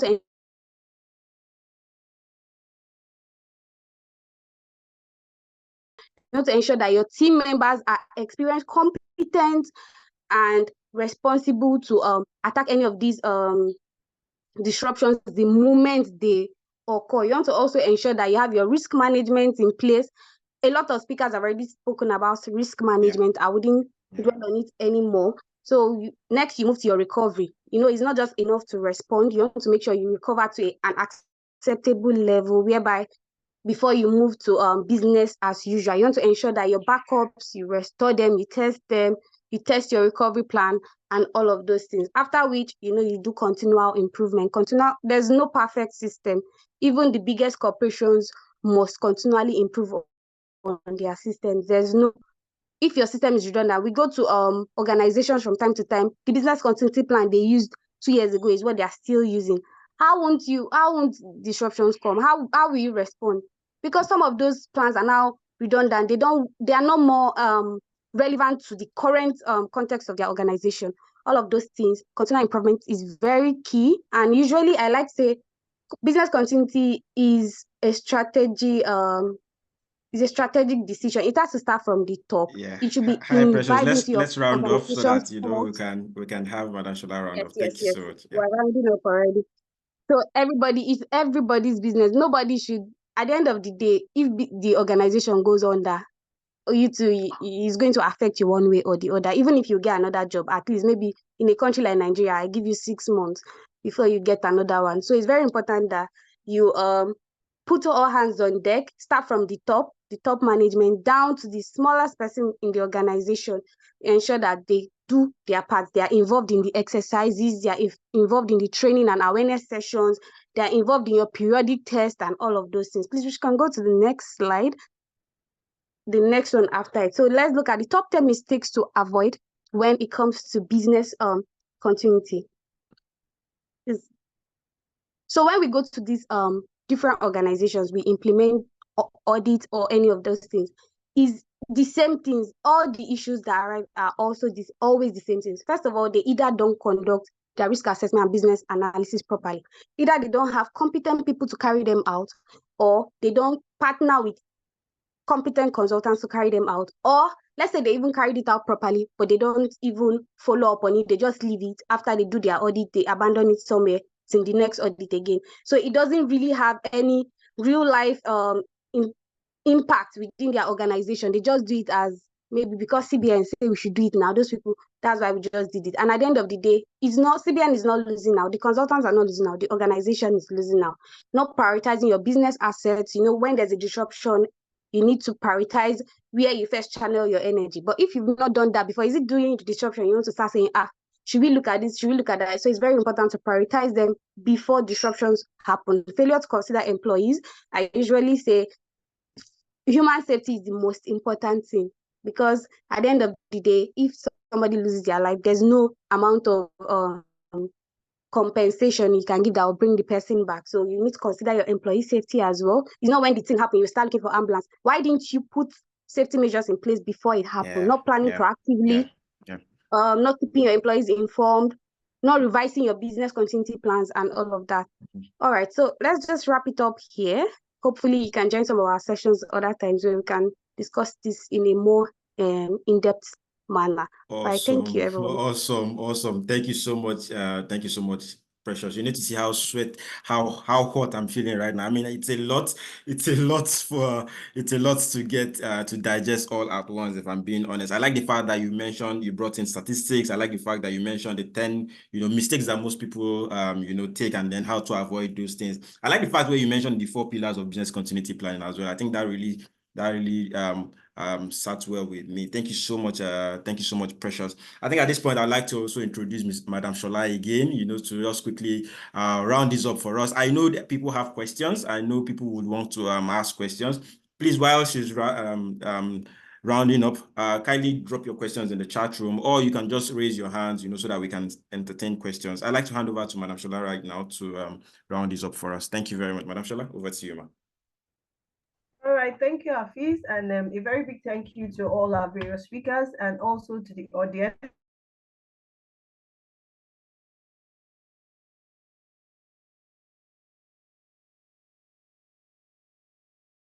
About business resilience, and I actually took that from a holistic point of view, like, okay, what is business resilience to us and why is it important for every one of us? So every one of us, we have organizations running on a global market. We're trying to keep our market share. We're trying to be sustainable. We're also trying to be very profitable. So it's with respect to that, we can understand that business resilience is actually very, very important to us. So in rounding up, I would like to just emphasize, because today we're talking about cybersecurity and business resilience, I'd like to emphasize on the importance of cybersecurity, or the relation cybersecurity has with this with business resilience as a whole.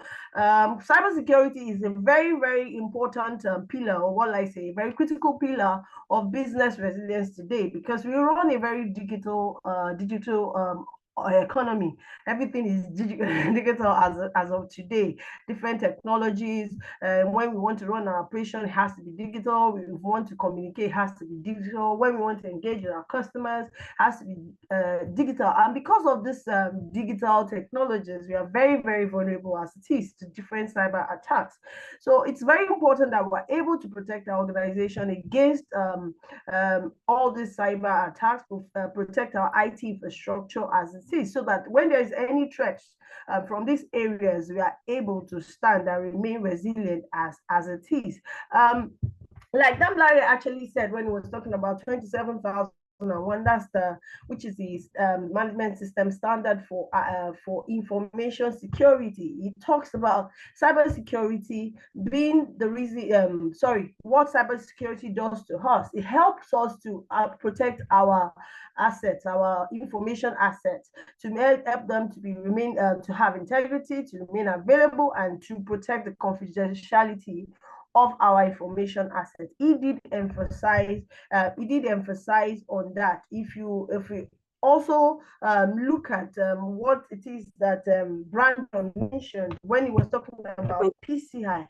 PCI itself helps us to protect card data information, like information, especially those of us that are running financial, maybe that we are coming from financial organizations or areas where we use card data as it is, fintechs, business, banking, and the rest alike. So it's important that we are able to protect card data from misuse or unauthorized access, as the case may be. So, people picking up information of our clients and using it otherwise, which might bring about maybe litigation or people finding us, or brand reputation loss of reputation in the likes of it. So it's very important that we are able to protect our organization, not just protect our organization, but also protect our customers. Every one of us has clients or customers that we work with.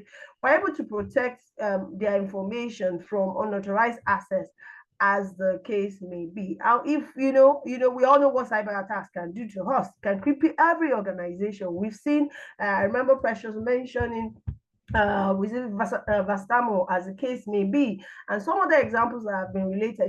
This cyber attack has probably led to, in some cases, bankruptcy, in some cases, damaged the brand reputations, as the case may be. In so many cases, there have been financial losses and fines. If you relate the incident of GT Bank, like she rightly mentioned, a lot of people, by the time GT Bank was up, they would have discovered that they've lost some of their customers. And in that case, if you lost your customers, that means you have lost a level of revenue or a level of profitability, as the case may be. So this is very important that we take note. And if I also look at all the if we look at some of the things that Sonny said, he talked about ransom attacks. Securing our organization, this is very, very, very critical. We need to secure our environment, our business environments, from ransom attacks. We should be able to secure our environment from data breaches, and to do that, we need to be able to implement maybe access controls within our organization. We want to probably build up robust incident response plans for our organization, so that we can be able to defend our networks or our systems from these various attacks, cyber attacks, as the case may be.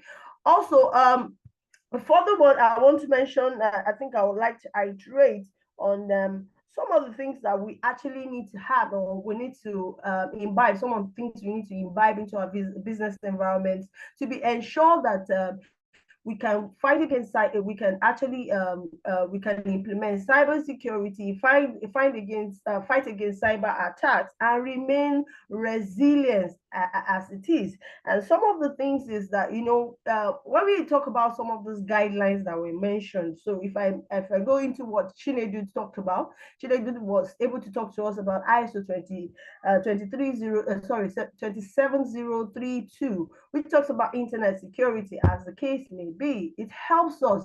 This guides us.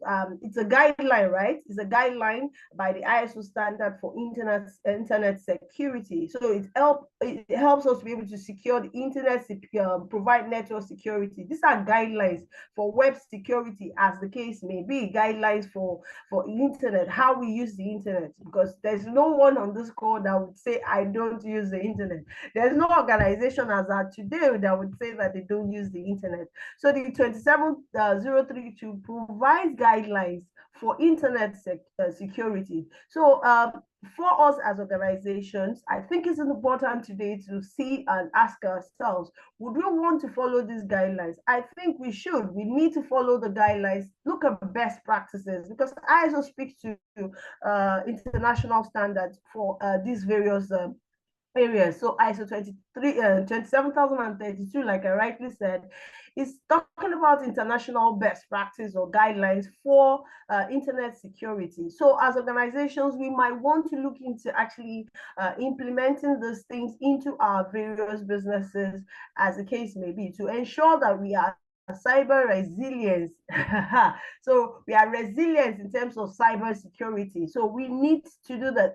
If you look at ISO 27001, which is also another standard that we might be looking to probably implement within our organization. This one speaks to information security, especially most of us organizations that takes personal information from our clients or our customers. It's important that we implement ISO 27001 to guide against information breaches, as the case may be. And the 27001, which can be certified to as an organization, it actually helps us as an organization to be able to stand out. It gives us a competitive advantage as against other organizations that they don't have this certification. So it's important for us as organizations to consider actually implementing, like I think it was I think Damlari said it, and Chinedu also said, no, I think what Sonida said it. It's not just about getting the certifications.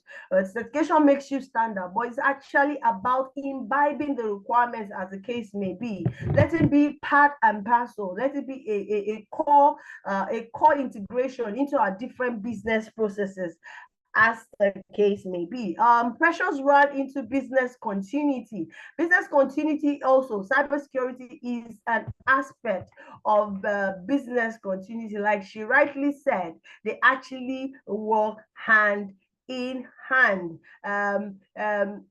If you look at it, how would I say now?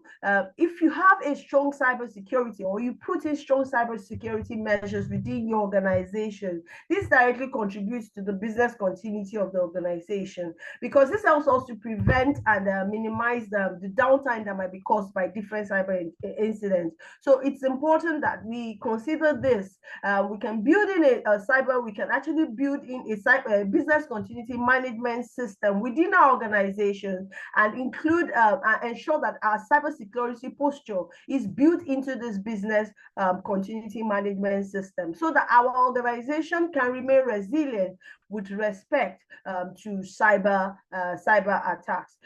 So on a final note, I would just like to say, okay, exactly what are the things that we should have with respect to cybersecurity to ensure business resilience within a different organization? Well, we have to be very proactive when it comes to threat detection. And how do we ensure this? We can do this by ensuring that we can monitor, we have a continuous monitoring of threats within our within our IT infrastructure or within our networks, as the case may be. So we can easily, or we can proactively identify or detect any threats that comes into our organization, and be able to respond to these threats before they bring about any significant damage within the environment. Also, another thing we might want to be looking at is actually implementing threat intelligence, maybe policies, as the case may be. This means actually staying ahead of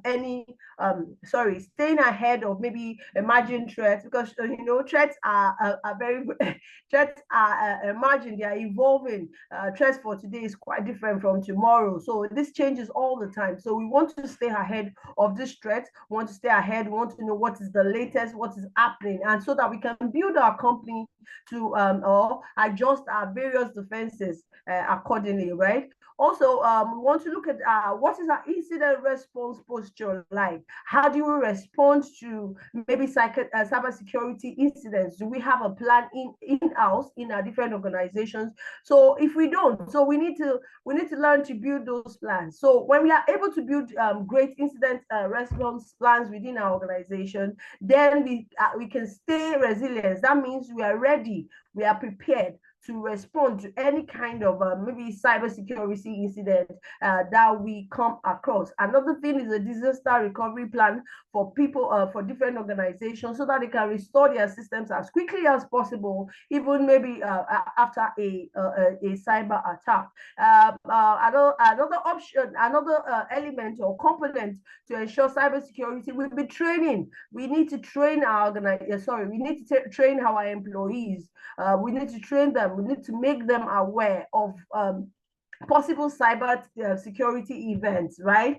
Because most of the time, all this cyber security attack starts from humans. A lot of human error plays a vital role in terms of cyber attacks. I remember, was it Sonny or Chinedu mentioning something around phishing, right? And people just click on so many things. You know, our employees, they just see an email, somebody telling me, oh, you can win $100,000 if you just click this, and they click on that. So we can be attacked through phishing emails. We can be attacked through when our organization or when our employees have weak passwords. There's always this, when you're implementing 27,001, one of the control will be that, you know, you regularly change what your password culture like. So it's always advised that there's a control around the employee's password. So you don't let employees use a password over a stretch of time.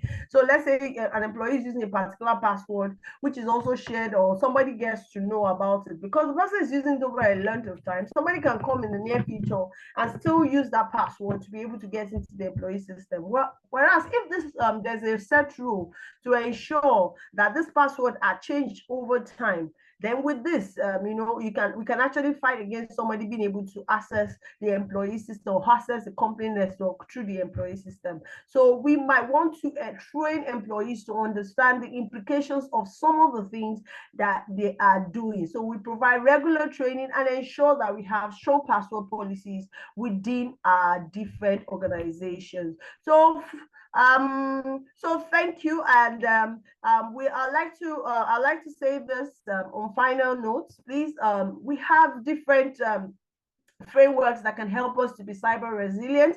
We have mentioned a number of them, but I will mention them again. We have the ISO 27001, which speaks to information security management system. It helps organizations or businesses to implement, you know, a very systematic approach to managing the sensitive information within the organization.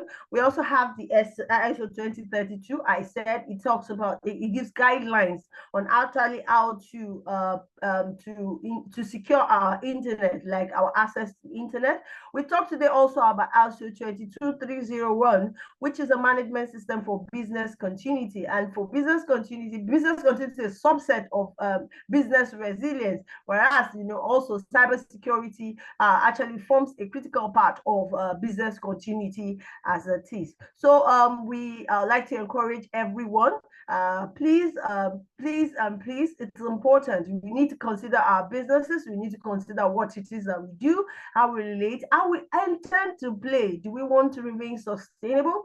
Do we want to remain relevant? And if we want to do, and if our answers to this question is yes, please start looking at your cybersecurity posture for today. So from today. So thank you very much. Thank you for listening. I think we are welcome to questions and answers now. So thank you, Hafiz.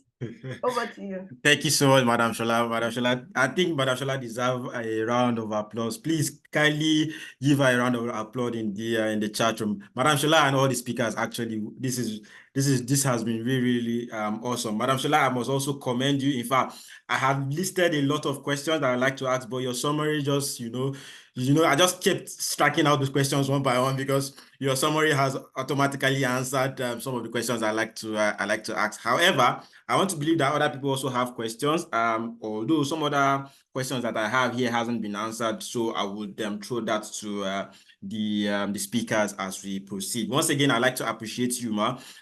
This has been really, really awesome. I'd like to also appreciate the speakers as well for this particular event. So please, if you have questions, please feel free to go to the chat room, drop your questions. If you also would prefer to speak instead of type, please feel free to unmute your mic and then ask questions. However, as we proceed, let me just quickly ask my own question. That's to you, Madam Shola. Would you say there are industries that are, that require business resilience strategies more in Nigeria today? Are there industries that you say they require business resilience strategies more? Are there industries that require more than other industries, if you get what I mean? I know that this is something that affects everybody, but will you say, because, I mean, we'll see that some of the organizations that are targeted, towards cyber attacks, and things like that are more of the finance industries, and things like that. But would you say it's only the finance industry that require these strategies more, or I mean, it cuts across everybody? Thank you very much, ma'am. All right, thank you, Afiz. The answer to that is that there is no one that requires more business resilience strategy than the other one.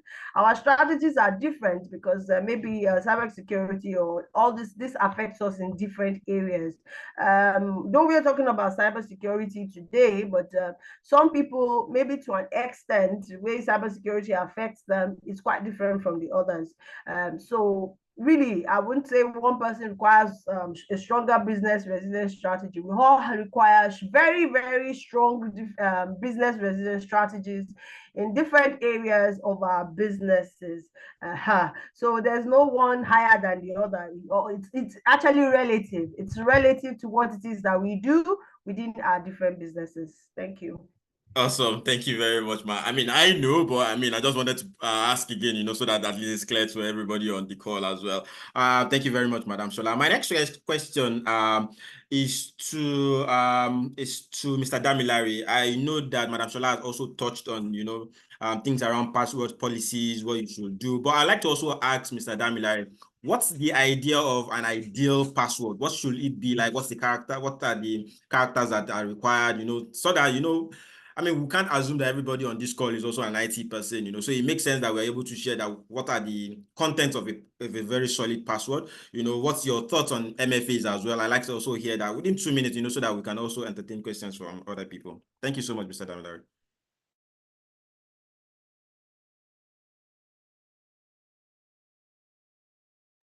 Mr. Damilare, are you there? Okay, so let me assume he's not. So let me just ask the next question that I have. Next question might probably be to Mr. Chinedu or Brandon. So I know we've mentioned something around PCI DSS, and the importance of, people who have implemented PCI DSS to be very, very cyber sensitive. Will you also say it is important that all people who wants to adopt, if you want to adopt the PCI DSS, you must be a card processing company? Does this really apply to card processing companies, or even people who are not card processing companies can adopt the PCI DSS framework as it is? Chinedu, Brandon, please. Yeah, thank you.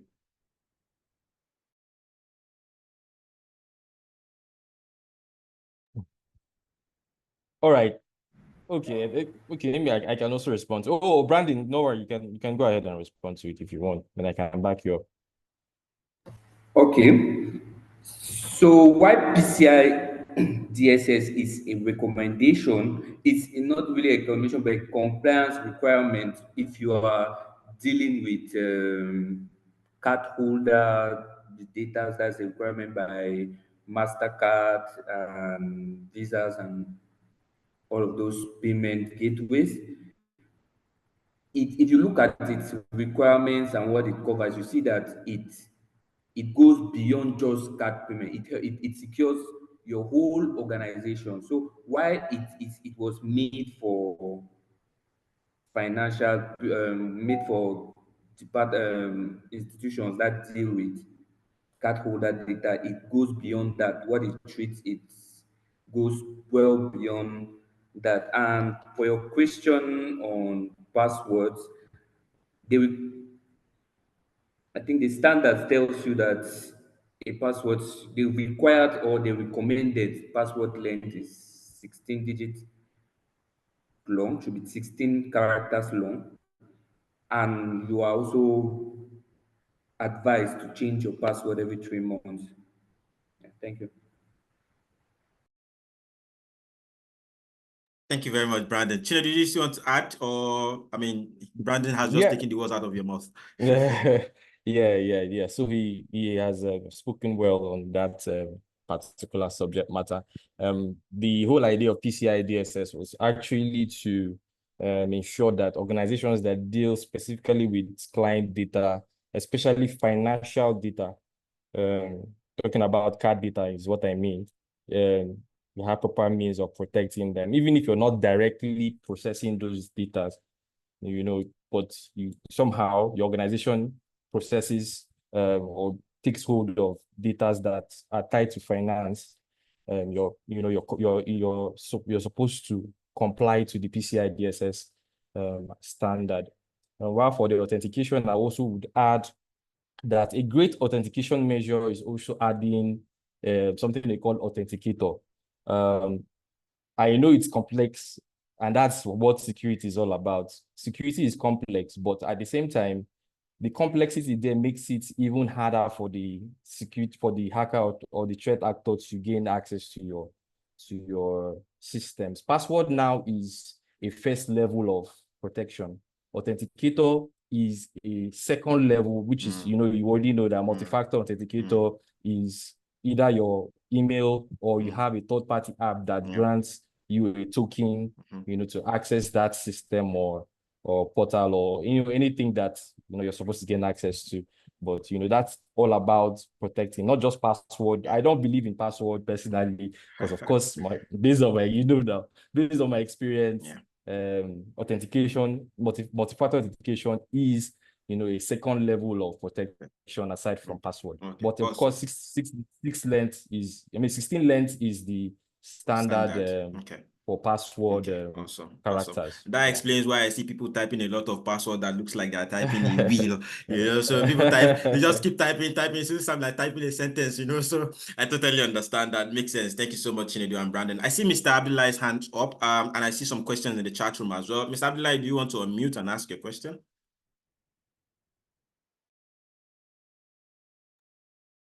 Hi, Abdullah. I see your hands up. Abdullah Ismaila. Please go ahead and ask your question.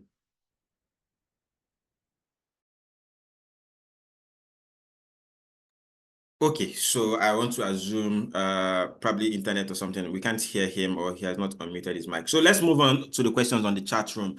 There's a question from Falasha. They says, please, as an organization, fintech precisely undergoing cyber threats, do we need to now start learning cybersecurity, or how do we know the threats are not successful yet?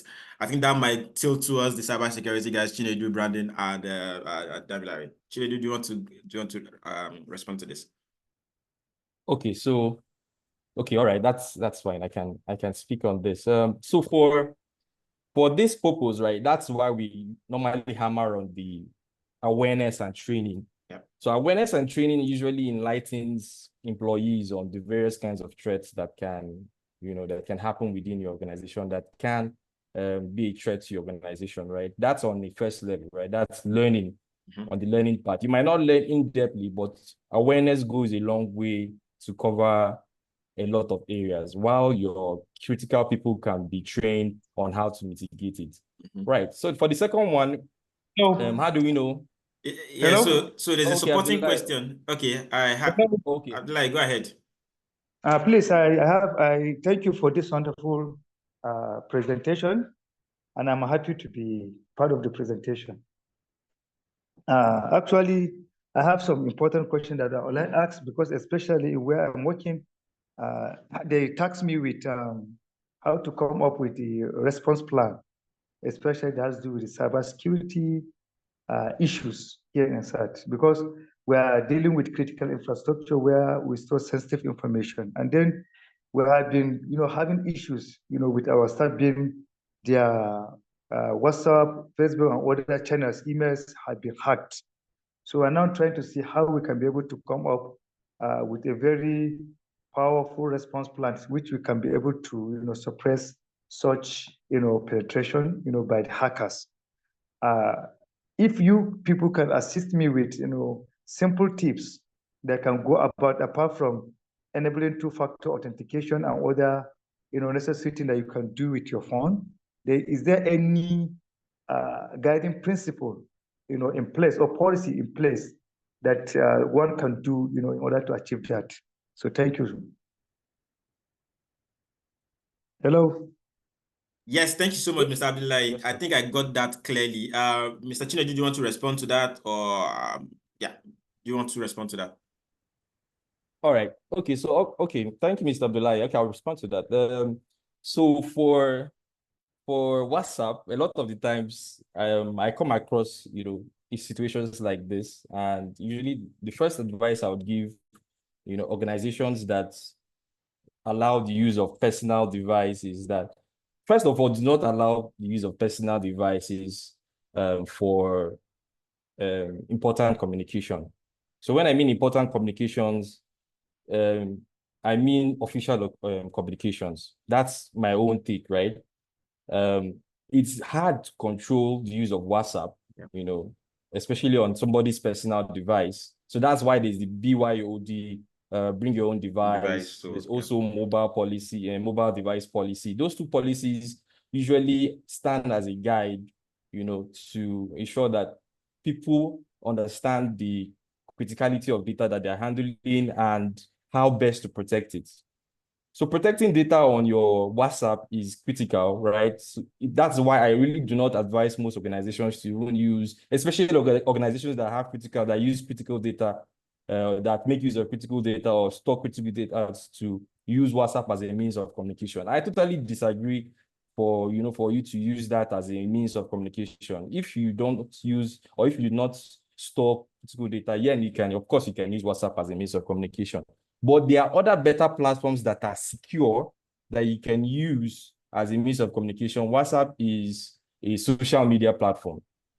And hence, a social media platform is always insecure. No matter how you see it, no matter what level of protection you use, it would always be insecure, because there will always be phishing attempts that will be successful because somebody will click something at some point in time. And there will always be social engineering tactics too that can work.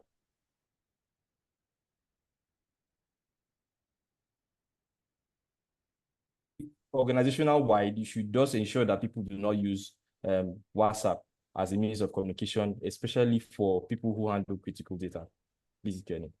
Then, of course, for policies, BYOD, bring your own device policy, covers a lot of the areas of restricting people from using personal devices, and of course, protecting your data on the personal device if possible. The mobile device policy also comes into protecting your data that is on your device, and all of that.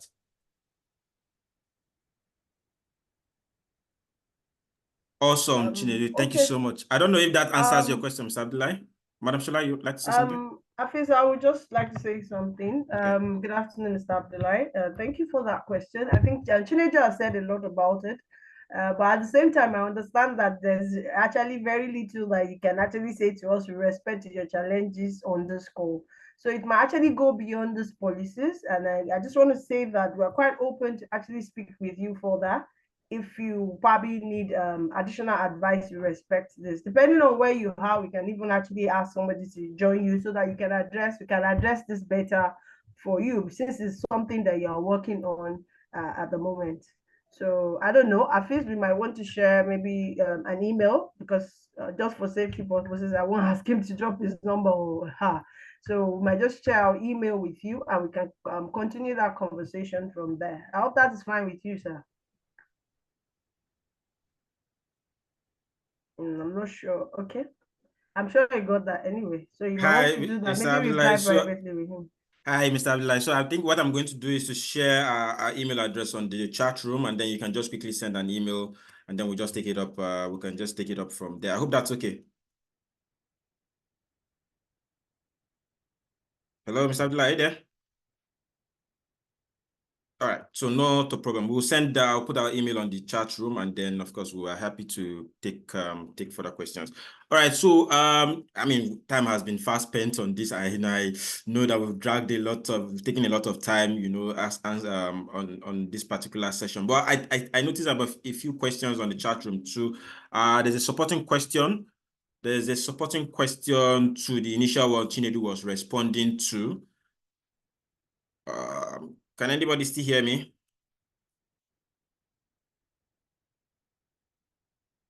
Can anybody still hear me, just to be sure?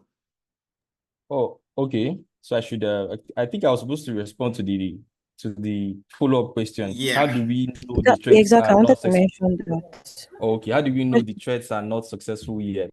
Yes. So there's something they call indicators of compromise. Indicator of compromise means that you will definitely see something that shows that a threat has been successful. And that's why we advise, clients on the call, organizations on the call, that you need great solutions that monitor, detect, and respond to threats, cybersecurity threats. And there are a bunch of them. There's the XDR, there's the EDR. There are lots of them, right? There are a lot of them that can actively monitor your cybersecurity landscape. And even Damilari mentioned something around SIEM. A SIEM too is a great tool which monitors across your endpoints, your network infrastructure. It monitors everything within your cyberspace and gives you a single pane of glass. A single pane of glass meaning that you see your whole threats, both the unsuccessful ones, both the successful ones. But if it's a successful one, obviously you would see traces on the logs, especially when you have a great threat, how would I put it, a trained forensics expert within your organization. So that's where the part of training comes in, when you need to train specific staffs to be able to do specific cybersecurity related issues, or to take on cybersecurity related issues, especially the complex ones, right? So indicators of compromise will definitely show.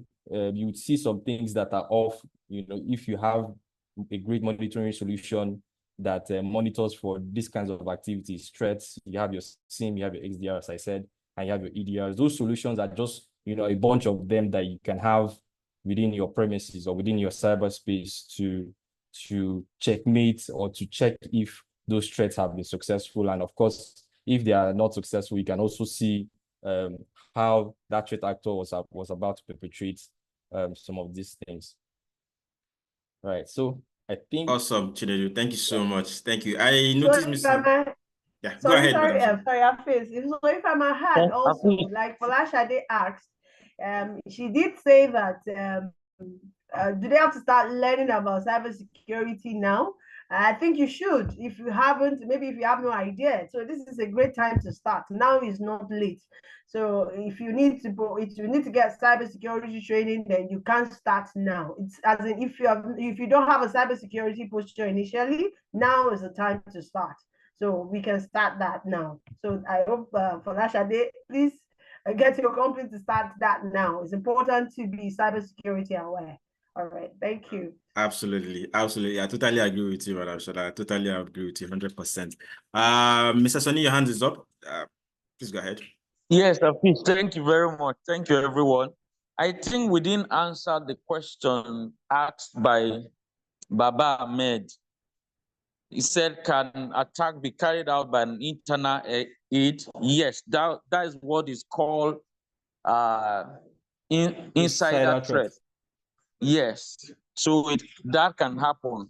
And that is why a regular check and a regular, awareness and all of that, a lot of people who have malicious intent work within the organization. So we really need to check these things, not leave it in the hands of one person over time and all of that. There must be a monitoring and all of that. That is what I wanted to point out quickly. Thank you. Well said, sir. Well said. You are truly spot on. Go ahead, sorry. I think so it's good to just clarify. I think I said, Baba Ahmed is asking about internal aid. I think his emphasis was actually happening without an internal aid. I think a lot of people believe that cyber attacks comes from within alone. People might decide not to help that person. The person might just have maybe the method or the facility to actually breach your network, even without any internal aid. So that's why we need to be maybe very aware and put in necessary indicators, like Chinedu rightly mentioned. So it's beyond even our internal people. So even despite the training, despite everything, when we fight against internet errors and all that, human errors, there's still possibility that we can get attacked as an organization from the outside. So that's why we should have indicators that identify these things proactively or in real time, so that we can actually defend against them. Also, we need to put measures in place so that when we miss anyone, we are still protected and we can easily respond to such attacks. I would like at least Baba Ahmed to confirm that both responses actually have given him answers to what his question is. Thank you. Thank you so much, Madam Shola. Mr. Baba, has your questions been fully addressed? If you're there, kindly unmute and respond. Okay, all right. So I want to assume that the answer is yes. I think there's also the question in the chat room that says most hospitals that deals with biodata cards, is PCI DSS also a must for them to implement? I think that question goes to Brandon and Chinedu or Damilare. Brandon, Chinedu, Damilare, does anybody want to answer that? Okay. Okay, so biodata is different from cardholder data, because when we talk about cardholder data, your cards, your debit cards, I think that's what it means. So biodata, it's something different, but still it requires healthcare sector to be at least ISO 27032, that's cybersecurity certified. One statistic that I saw on the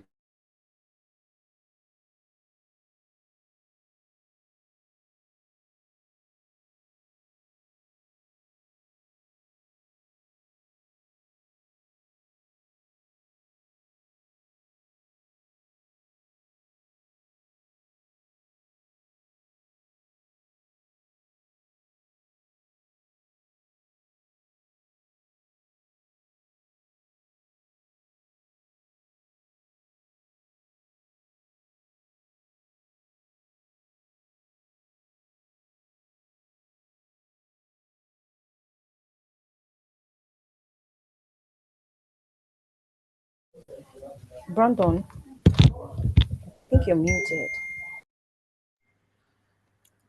Okay, so I was done. Oh, okay. Thank you so much, Brandon. Thank you. I think at this point, it makes sense for us to bring this beautiful session to a close. I want to believe that all questions that have been asked on the chat room has been properly addressed. Please, if you have further questions, feel free to reach us via email or contact number, and then we're happy to respond. I think Madam Shola or Sonny mentioned earlier that we're also happy to provide free assessment, free what's it called now, awareness sessions as well, just to support organizations that are looking to adopt some of these things. We're truly happy to take these conversations further with you, and then seeing how we could help your own organization grow cybersecurity and business resilience wise.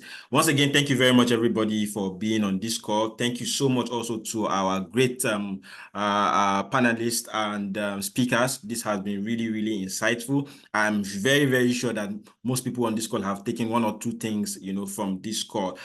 This is a beautiful one, and we look forward to having some other beautiful session with beautiful people on this call once again. Thank you very much, everybody, and I think that's it.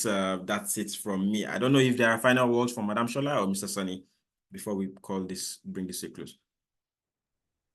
Yeah, you said it all, Hafiz. Thank you very much. Thank you, everyone, for staying to the very end. We hope to have more engagements in the near future. Thank you, and let's have a beautiful afternoon. Thank you very much, ma'am. Thank you. All right, everybody. Thank you, and do have a lovely afternoon. Deborah, over to you. All right, bye. Thank you so much, everyone.